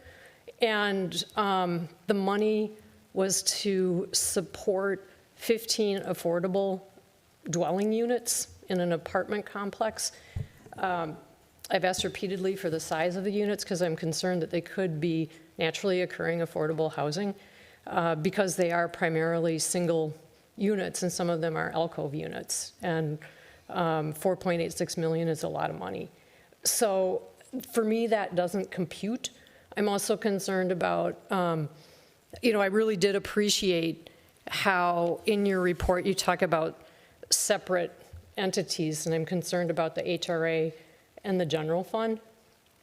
And I do understand the language that was in the report about how there needs to be, there is some overlap because we handle the financing and all of that. But, and I did ask for some images to be made available. It's not just that we have staff who are responsible for the HRA financing and need to be engaged, but we are having dialogue, and we had 3 meetings where there were members of a lot of different departments who were there at the HRA meeting, and because it is the exact same body that makes up City Council and HRA, you can be in a meeting that's an HRA meeting, but it feels as if you're being engaged as a City Council person. And so this is just the first of the third, and it was a series of presentations. This was the one that caught my eye, and this appeared in every single one of the presentations, and it's the budgets, values and pillars, the third line, guides for city budgeting decisions. Affordable housing is the primary item within budget goal for a livable city, yet there are no general funds allocated to this effort. And so this is sort of implying in an HRA meeting that we should be providing general funds for affordable housing, which might, at my level, to me that seems problematic.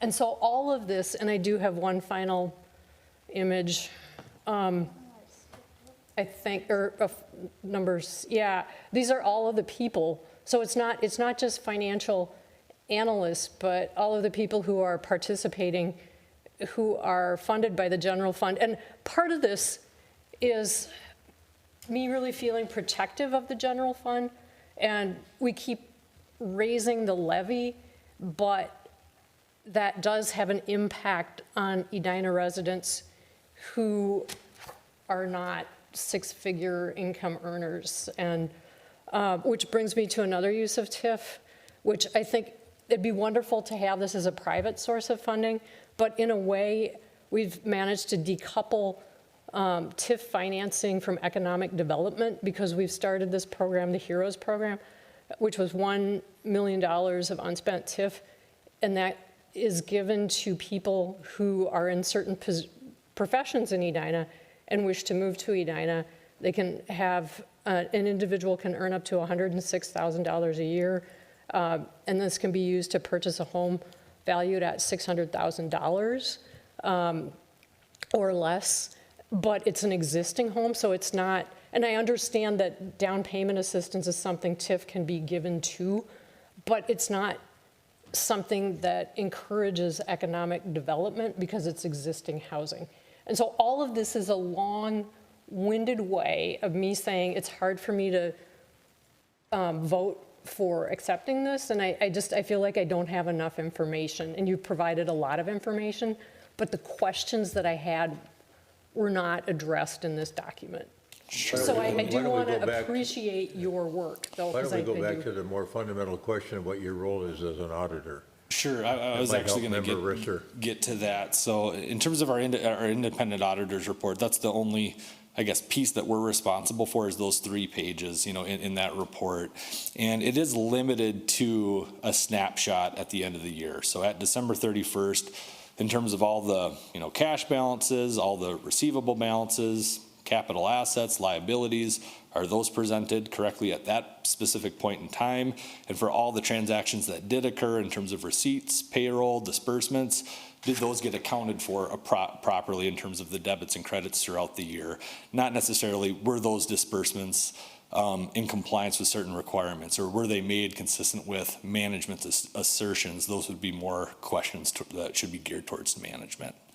And I do understand that. Sure. I'm just saying, for me, it's really hard. Sure. So thank you so much. Can I add something else Go too? ahead. So you mentioned the Manager, TIF. go ahead. Yeah, so you mentioned the TIF districts. I just want to share up here that the OSA, the Office State of Auditors, they have a TIF reporting that we are currently working through now that the audit has been finalized and is with you for approval tonight. That one is due to the state on August 1st. And so once that is submitted, you'll see it on the website where you see all the other OSA reports as well. Thank you for that. Councilmember Jackson? Yes, thank you, Mr. Mayor. So is your function in doing this audit the same as the state auditor would have done if we hadn't hired you? Or does the state auditor do a different job than what your firm did for us this evening? The state auditor that can provide a similar service, but it can vary depending on what the type of engagement that it is. So in terms of its performance type, compliance type evaluations, ours is strictly a financial statement audit. Okay, great. Thank you very much. Sure. And I'm going to add on just to what Andy said too. We do also, in addition to the TIF reporting that we do for the state auditors, we also submit all these financial numbers on behalf of the city of Edina to the state auditor, where they evaluate through their lens of auditing as well. So these decisions that the council makes about how to spend TIF money or Spark money, the state auditor is looking at all of that because you're filing those reports. They look at the spend down of it and what we do with it with all the different TIF districts. Yep. And just to highlight too, there's many TIF district funds, and they all roll up into one fund in terms of what opinion unit we're looking at. So we look at it in the aggregate. We don't look at and give an opinion on the individual pieces. All right. Anybody have anything else, Mr. Grace?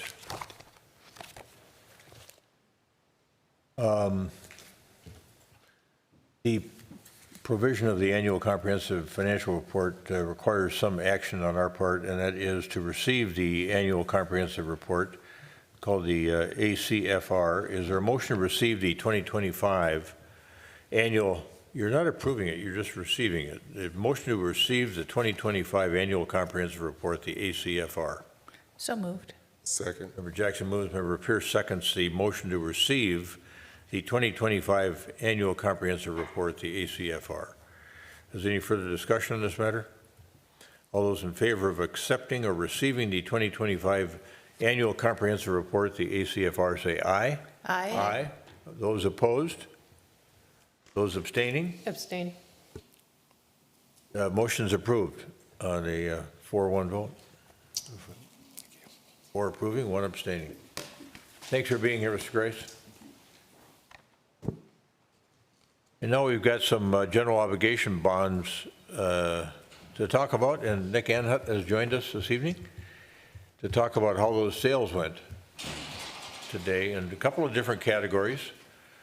One was a general obligation bond sale, and one was a sales tax revenue bond sale. Yes, thank you, Mayor, members of the council. Nick Anhut with Elders and Associates. So last month, at the beginning of the month, the council set the wheels in motion by establishing a bond sale date for funding various projects that are ongoing within the city. These are two separate bond issues. The first one is one you're pretty familiar with on an annual basis, funding various street reconstruction projects as well as utility improvements that are part of your capital improvement plan and are ongoing. 3.2 million of that amount is for various street reconstruction expenses that are going to be repaid exclusively from special assessment revenue that the city receives from its PIR fund through the construction fund. And then 6 million of that amount is to go towards water, sewer, and stormwater capital needs that are part of your CIP for this year. Those also will be repaid exclusively from fund revenues from those three different activities. So no levy component associated with that. The B series of bonds is going to be repaid from the sales tax that was authorized from special legislation as well as the voters a few years ago for ongoing expenses related to the Fred Richards and Braemar Parks projects that are ongoing here in the city. That was a separate issuance. It is a general obligation bond, but it is separate because it's a taxable financing, because there are some private use that's happening within the Braemar Arena, some certain users that have access to the facility and can use them and have for a number of years. And then there's also been some discussion about maybe exploring naming rights and some other revenue sources to support that fund in the future. And so having a taxable bond will basically allow for those discussions to continue. If we had a tax exempt bond, the city might have been precluded from some of those activities. So that's the main difference between the two. They're both general obligation supported, one from the assessments and utility funds and the other to be paid by the sales tax that is being collected. Since the time of that authorization, we have gone through a couple processes to verify the project funding amounts, make sure they're right-sized appropriately. We also had discussions with Dorsey about the taxability on the sales tax bonds and prepared some offering documents that got circulated on behalf of the city out to the marketplace for the bids that are going to be presented tonight. With staff's leadership, we also had discussions with credit rating agencies. So these are, like the auditor, they're independent, kind of third party, providing an opinion of the creditworthiness of the city, how likely the city is going to make good on repaying its debts. And so I'm glad to say, perhaps no surprise, but they have affirmed the AAA ratings that the city has maintained for a number of years, AAA being the highest credit rating that is conferred on municipalities, on corporations and their debt issuance, as well as even sovereign like the United States. So this is the highest possible rating that could be achieved and is something that is going to help translate into some of the results that we'll discuss here tonight. The A series of bonds for the street and utility, we had 5 different bids on those bonds, with the low bid coming from TD Financial Products. They're formerly TD Securities. So their underwriting desk won this transaction with the 3.23 indicated interest rate. The other 4 bids you can see are very tightly grouped. Only 0.06 percentage points difference in the interest rate assigned amongst all 5 of those bids. A very tight, cohesive group.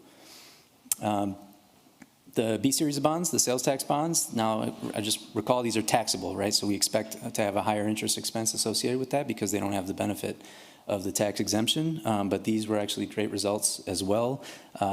More bidders, actually 7 responded and provided proposals, with Piper Sandler coming in with the low bid at 4.53% as their indicated rate. The high coming from a 4.87%, a little bit wider spread on that one, but still a great grouping. And both of these results are below our planning rates that we were budgeting and anticipating pre-sale. So great results. With those results, the final sizing of the bonds is going to be adjusted, a slight reduction to both of the bond amounts from what was authorized pre-sale. The 6A series of bonds, principal amount of $8.4 million. This is due to the winning bid and the premium and lower financial transaction costs that they bid with. So we're able to reduce that amount. And the final calculated true interest cost is 3.25% on that. And you can see the presale estimates on this slide, slightly above that at 3.42. So interest cost savings that will be realized within the utility funds ongoing. B series will be reduced to $11.95 million. Again, both of these will still provide the same amount of funding that we anticipated. We're just able to reduce them based on some of the estimated financing costs that weren't necessary. True interest costs calculated at 4.53%, and we were about 1/10 of a percentage point higher in our estimates before the sale. So both of those indicated rates are in line with kind of the marketplace. The bond market does move. The taxable market moves in a different kind of direction sometimes as the tax exempt, but generally speaking, it tends to be a little bit higher, and this differential is kind of in line with what our expectations were. Both of these bonds are repaid over different terms as well, so that does also play a factor in the interest cost calculation. So with all that said, we're very pleased with these results. They came in favorably based on our pre-sale estimates. We certainly recommend that the council move forward and accept the low bid from both of these entities. And so there are resolutions that have been prepared. They have been updated and are provided in revised form from your bond attorneys at Dorsey and Whitney. They were revised to populate those resolutions with the actual terms and identify the winning bidder from these sales. So that would be TD Financial Products on the A series of bonds, and then Piper Sandler on the B series. You'll take these one at a time as far as any vote is concerned, but we're recommending that the council consider awarding both of these sales to the winning bidders tonight. So with that, I'm happy to address any questions the council has, but very good results, very favorable, better than expectations, and certainly nothing that would, lend itself to thanks for that. denying them. Thanks for that good presentation, thorough presentation. Questions from council members on these two matters? Take 2026-31 first. Sounds good. Okay, so is there a motion to approve resolution 2026-31 awarding the sale of $8,440,000 in general obligation bonds, Series 2026A to TD Financial Products? So moved. Member Jackson moves. Member Agnew seconds. The motion is stated. Any further discussion? All those in favor of approving resolution 2026-31 awarding the sale of $8,440,000 in general obligation bonds, Series 2026A to TD Financial Products, say aye. Aye. Aye. Opposed? Abstention? No? You voted for it? Voted, yeah. I did. All right. All those in favor, aye. We got a full vote here. The resolution is adopted. 5-0. Thank you. All right. Next resolution is the awarding of the sale of $11,950,000 in taxable general obligation sales tax revenue bonds, Series 2026B to Piper Sandler and Company. Is that correct? Moved. That's correct. All right. Councilmember Jackson moves. Second. Councilmember Pierce seconds the motion to approve resolution 2026-32, which would award the sale of $11,950,000 in taxable general obligation sales tax revenue bonds, Series 2026B to Piper Sandler and Company. Any further discussion? All those in favor of adoption of the resolution as stated, say aye. Aye. Aye. Opposed? Carried. Resolution 2026-32 is adopted.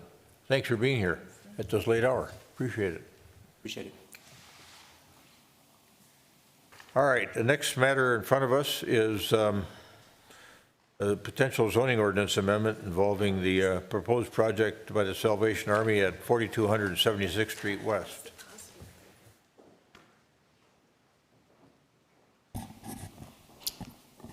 Good evening, Welcome Mayor back. and Council again. Welcome back, Mr. Lewis. Yeah, thank you. So Salvation Army is proposing to remodel and reuse the existing 28,000 square foot building at 4276th Street West for Salvation Army retail store with warehouse and indoor drop off. And this request requires a zoning ordinance amendment to allow secondhand stores to exceed 2,500 square feet in the planned commercial district, a rezoning of the site from planned industrial district to a planned commercial district, and site plan review. So this item was introduced at the June 2nd City Council meeting. We held the public hearing. The public hearing was closed on June 8th. And we're back here tonight for asking you to take action on this item by waiving second reading and approving the ordinance amendment, and then also approval of the resolution granting approval of the rezoning and the site plan. So with that, I'd be happy to take any questions. Questions for Mr. Lewis? It looks like you've got this, these two actions embodied in a single motion. Is that something you're comfortable with? Mr. Kendall? I am, Mayor, unless there's likely to be disagreement. If there's going to be votes in favor of one item and against the other, and there's going to cause confusion on that basis, then I'd recommend you separate them. If you're comfortable with that not being a danger, then you could just go ahead. Yeah. All right.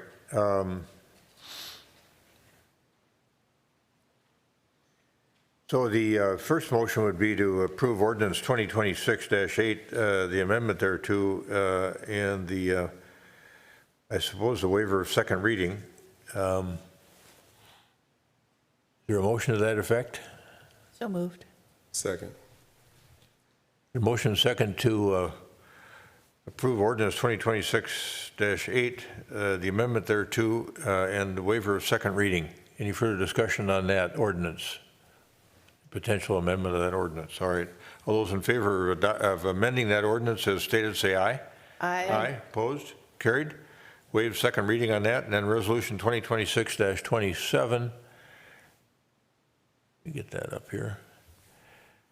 And that is granting approval of the rezoning and site plan for the Salvation Army site at 4200 76th Street West. Is there a motion to that effect? So moved. Second. Got a motion to approve resolution 2026-27, the rezoning and site plan for the Salvation Army at 4200 76th Street West, seconded by member Risser. Any further discussion? All those in favor of adoption of the resolution as stated, say aye. Aye. Aye. Opposed? Carried. Resolution is adopted. That matter is concluded. Thank you, Mr. Lewis. And now we've got back to Mr. Kendall. Ordinance 2026-10. Potential approval there. Yeah, thank you, Mayor. So the purpose of this ordinance is to provide a little more clarity on the process for requesting reasonable accommodation under the Americans with Disabilities Act and the Federal Fair Housing Act. Federal law is a little unclear. It requires cities to have a process for reviewing requests for reasonable accommodation on those federal laws, but it doesn't specify exactly what that process must be. So, you know, when we have applicants come to the city, it requires a lot of explanation from staff to tell applicants how this process is going to work. So I'm advising that the city adopt an ordinance kind of codifying how the process will work, just so that the public and staff and the council, everyone in the city is aware of how this process works and knows what the requirements are, doesn't have to go back and forth. I mean, the process is always going to be a dialogue, but at least the basics and the steps required are going to be understood by the ordinance, and from there, staff can work with the applicants to process these requests.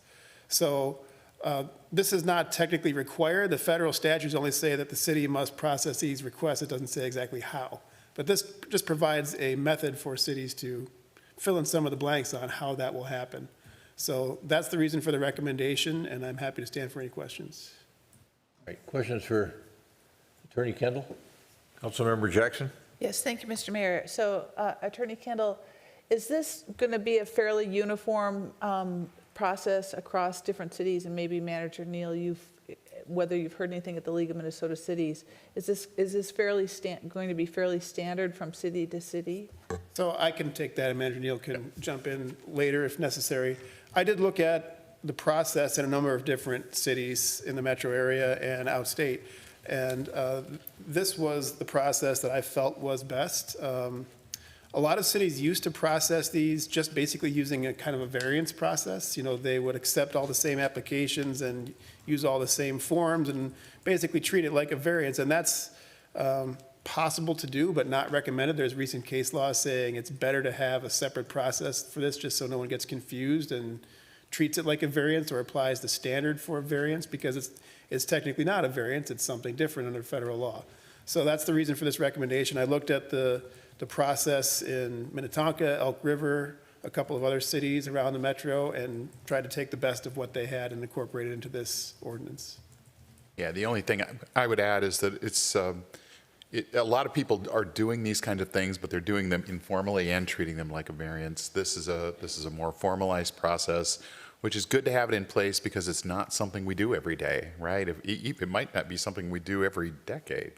But if we have a formal process that's codified, we can always go back to it and use it just like we would for everything else.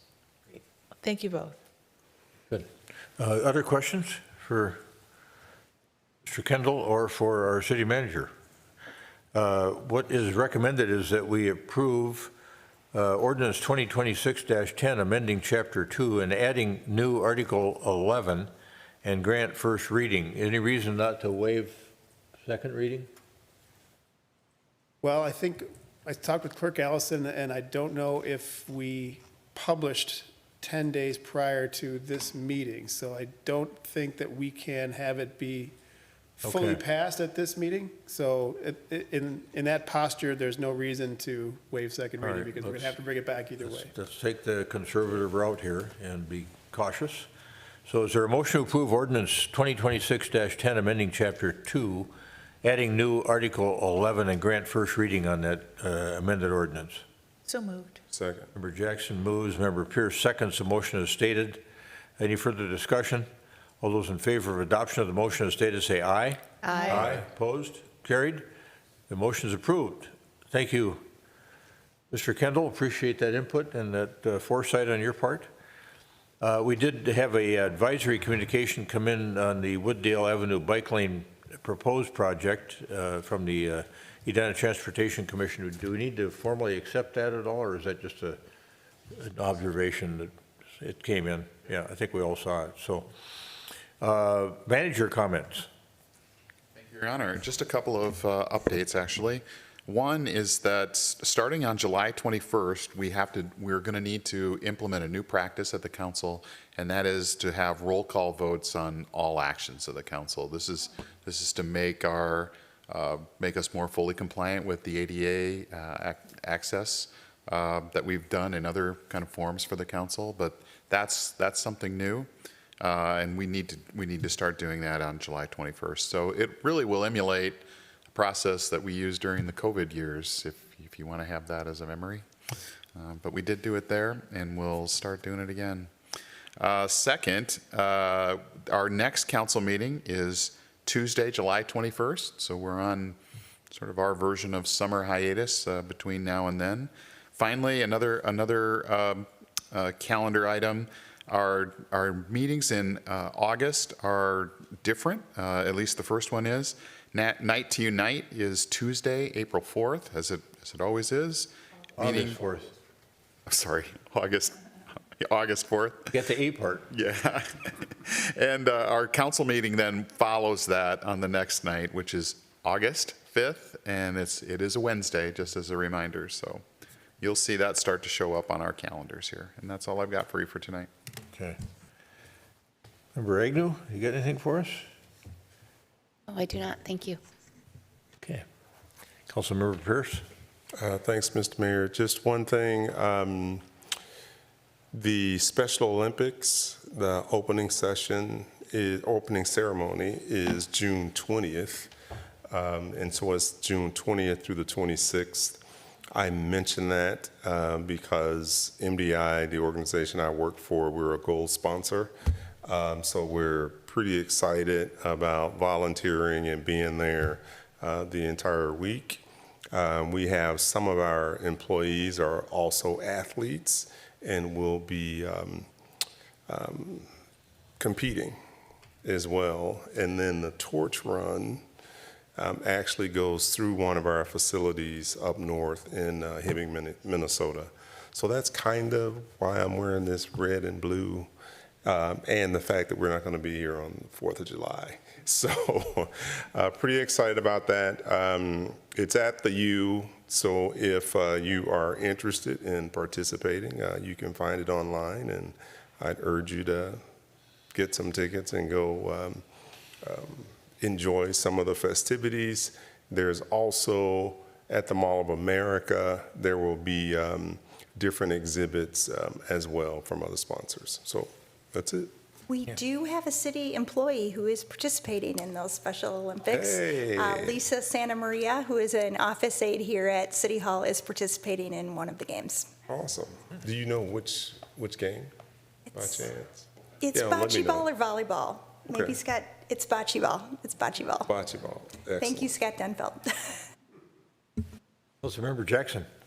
Yes, thank you. So I'm in the middle of interviewing for student commissioners, and Energy and Environment Commissioner Hilda Martinez is helping me. And Hilda's just a wonderful community volunteer, but I have to tell the story because her daughter was actually a student commissioner who then recommended to her mom to come join the commissions. And so Anna was one of my student commissioners when I was on the Energy and Environment Commission, and I'm very hopeful for our future. These are very bright and wonderful young people. So thanks to everybody who applied, and you will hear from us by July 2nd. Councilmember Risser. I don't have anything tonight. I mentioned Juneteenth right at the beginning of the meeting. I did a mayor's minute on that before we started our work session this evening. And I think those activities start at 1:45 on Friday at Centennial Lakes. Noon to 4. It opens at noon? But the Okay. performances begin at The performances I think start. the formal program That's begins at correct. 1:45, if people are interested in that start date. Okay, good.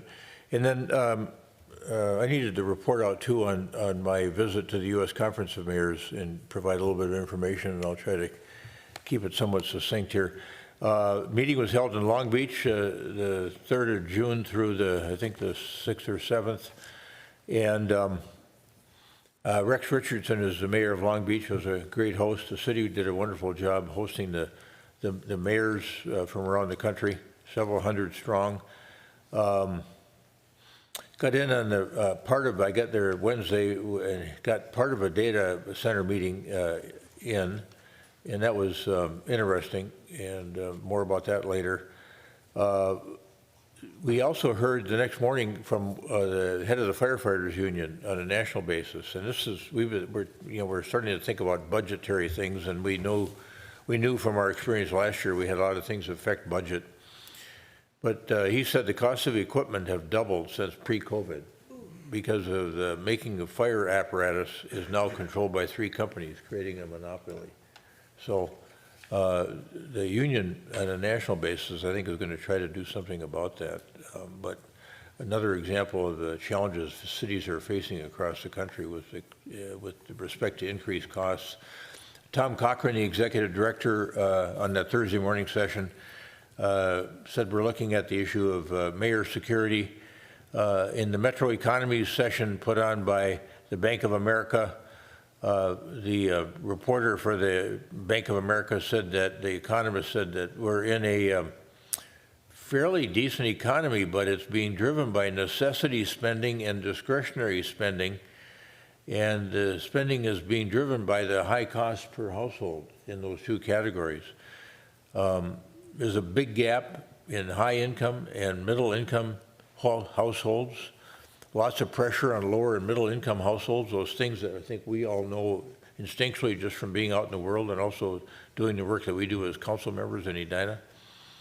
And tax refunds are helping people, but some folks are trying to hang on to their tax refunds. Only 20% of them had spent that money so far. She talked about cities on the move, and those were Indianapolis, Salt Lake City, and Raleigh. And those are cities that have developed strategies of attracting employers and are experiencing some pretty good growth. A lot of emphasis through the whole session on housing.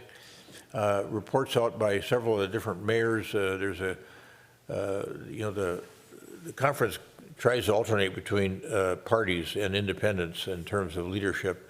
And a guy who's in the queue is the mayor of Columbia, South Carolina, Daniel Rickenman, on the Republican side.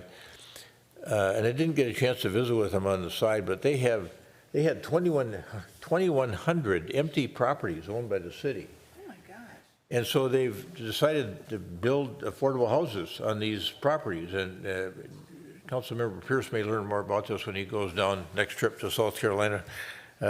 Maybe, maybe not. But they are building houses in 70 days for $200,000 on these lots that the city owns. So I thought that was interesting. Every city has their individual challenges on how to get this done. And in Lima, Ohio, they talked a little bit about what they were doing. We had Gavin Newsom there as an afternoon speaker with our president, David Holt, who is the outgoing president, the mayor of Oklahoma City, and the incoming president now is going to be Todd Gloria, the president or the mayor of San Diego. And then I went to a session on community development and housing, and listened to that session as well. And San Diego talked a little bit about what they were doing on affordable housing. And of course, the homeless situation, we don't face that in Edina the way they do in Los Angeles, or even a modicum of it. They've got 60,000 homeless people now, and they get a city the size of Edina has that number of homeless that they're dealing with. Also, the small city session, they wanted us to report out on what's working well, and I did that for our community in terms of, I took an emphasis around land use and the efforts we're making on affordable housing. And then we had a closed session with mayors. It was called Communicating to Your Community, and they gave some examples of some things that were pretty interesting. They said when they surveyed the question was, do we spend enough money or not enough money on welfare? And people said we spend too much money on welfare. When they asked the question, do we do enough to assist the poor? People said we're not doing enough. And so it's this language of communication. Yeah, I guess when they asked the question was cultural and welfare, we're doing too much. And when they couched it around assisting the poor, we're not doing enough. So this whole idea about the language of communication, I spent quite a bit of time talking about that. And then they talked about concerns around the country, and we see it here. Property tax relief remains at the top of the wish list for residents surveyed. Try to keep those property taxes in line. And 80% of Americans want tax money dedicated to affordable housing, and then safety continues to be the #1 concern of most Americans. And then they had the mayor's business leaders plenary. We had a Nobel Prize winner there to talk about, how we can work more effectively together. And then we had a session on, the chief asked me to attend a session with on technology, on drone technology. And I think the name of the company is Skydio. And they got we're talking to them amongst others about some drone technology for Edina. And they had some rave reviews from Elyria, Ohio, talked about some of the activity that they were seeing. In Elyria, Ohio, they've seen a 30% drop in crime with the use of drones. And 52% of the time, the drone is the first responding officer, I'll call it, on the scene. And that was true in San Francisco as well. And in fact, in Elyria, Ohio, Director Milner, they're even using those drones to inspect their water towers to check them for leaks and also whether they need to be painted. Using them on missing persons, a lot of things you could certainly think were appropriate, including crime. Cincinnati had a great experience. Tampa talked about their experiences. All real positive involving that particular company, and I think even the drone technology as a whole. International Affairs session talked about, this woman that was a former ambassador talked about the movement towards protecting democracy around the world. That was an interesting session.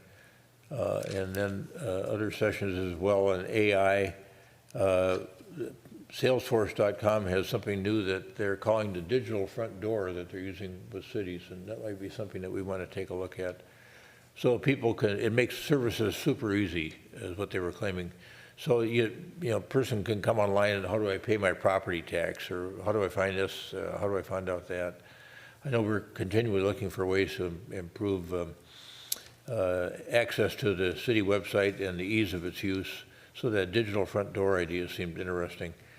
A lot of cities forming AI subcommittees, and I think you've formed one as well, a working group on that. And then there was a session on preparation for mass violence, because it can happen anywhere. One of the cities we look at is Highland Park, Illinois, and they had an incident down there in 2022 on the 4th of July. And she talked about what they learned out of that. And I can share that with you later as well. There were like 10 things that people learned, and that was also including the Pulse nightclub incident in Orlando. The mayor talked about that. So many, many good sessions. And then at nighttime, we had some interesting activity too. The mayor decided on Saturday night we should all go to the Snoop Dogg concert. There you go. So we all ended up at the Snoop Dogg concert. I was in the 13th row, and if you like your lyrics laced with expletives, that was a place for you. But it was quite a cultural experience. And then it was right next door. The outdoor amphitheater was right next door to the old Queen Mary that they've got docked there, and so they had a reception over there. So I went over there after about an hour. So that was kind of the social event of the week. Anyway, that's a brief summary of what went on there. I ran the Standing Committee on Transportation, and we talked about the federal reauthorization and some other things that we're working on and trying to develop in Congress, this concept of localism. We're trying to get more money coming directly to cities, like they do with CDBG money for transportation infrastructure purposes. And then I was on a panel, and Mayor of Cincinnati runs the South Asian Committee, and he asked me to be on a panel about immigration enforcement. And so I met with several of our residents before I went out there that are part of the South Asian community to get more grounded on the impacts of Operation Metro Surge on the South Asian community. So, and that was a good thing to participate in as well. So that's it. Anybody else have anything? I do, Mr. Mayor. Yes. I have an unusual Quick, request. So Lindsay from Beaujay's, that was just here, got home and realized that her restaurant is a part of the Edina Restaurant Week promotion, and that is happening the very days that her liquor license is suspended. And so she's asking if you would reconsider those suspension dates to June 30th, July 1st, and July 2nd. Is the 30th, what day of the week is that, the 30th?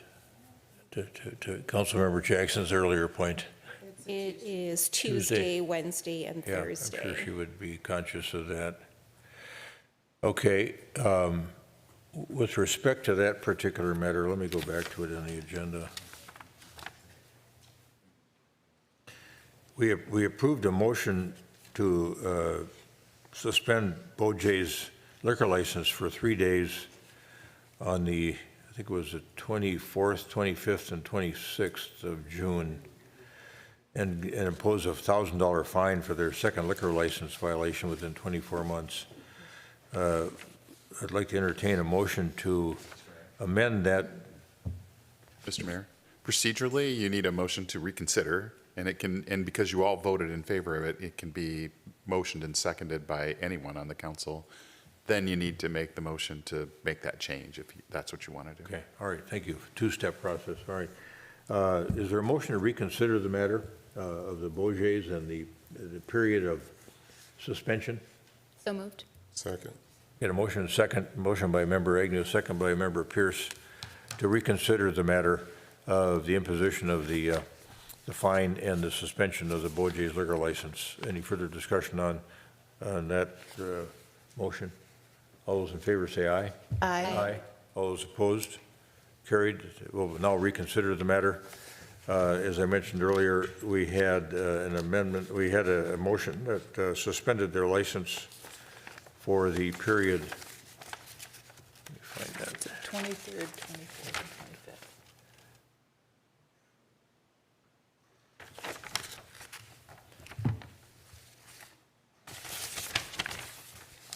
24th, 25th, 26th. 23rd was a Monday, wasn't it? No, 23rd is Tuesday. Okay, 23rd, 24th, 25th, okay. We had a motion that, whereby we approved the Beaujay's 3-day liquor license suspension for June 23rd through the 25th and a $1,000 fine for their second liquor license violation within 24 months. Is there a motion to amend that particular matter to provide for the 3-day liquor license suspension to occur on June 30th, July 1st, and July 2nd, and to continue the imposition of the $1,000 fine for their second liquor license violation within 24 months? So moved. Second. Member Jackson moves to amend the earlier motion. Member Pierce seconds the motion to approve the Beaujay's 3-day liquor license suspension and the $1,000 fine, and impose that 3-day suspension for June 30th, July 1st, and July 2nd, 2026. Any further discussion? All those in favor of adoption of the amendment to the motion say aye. Aye. Aye. Opposed? Carried. The amendment to the motion is adopted. And the period of suspension will be the 30th of June, the 1st and 2nd of July. The $1,000 fine will remain imposed. That do it? Okay. Thank you, Clerk Allison, for that. I'm glad she called in. How did she get a hold of you? She sent an email. Oh, Which I happen to have checked. yeah.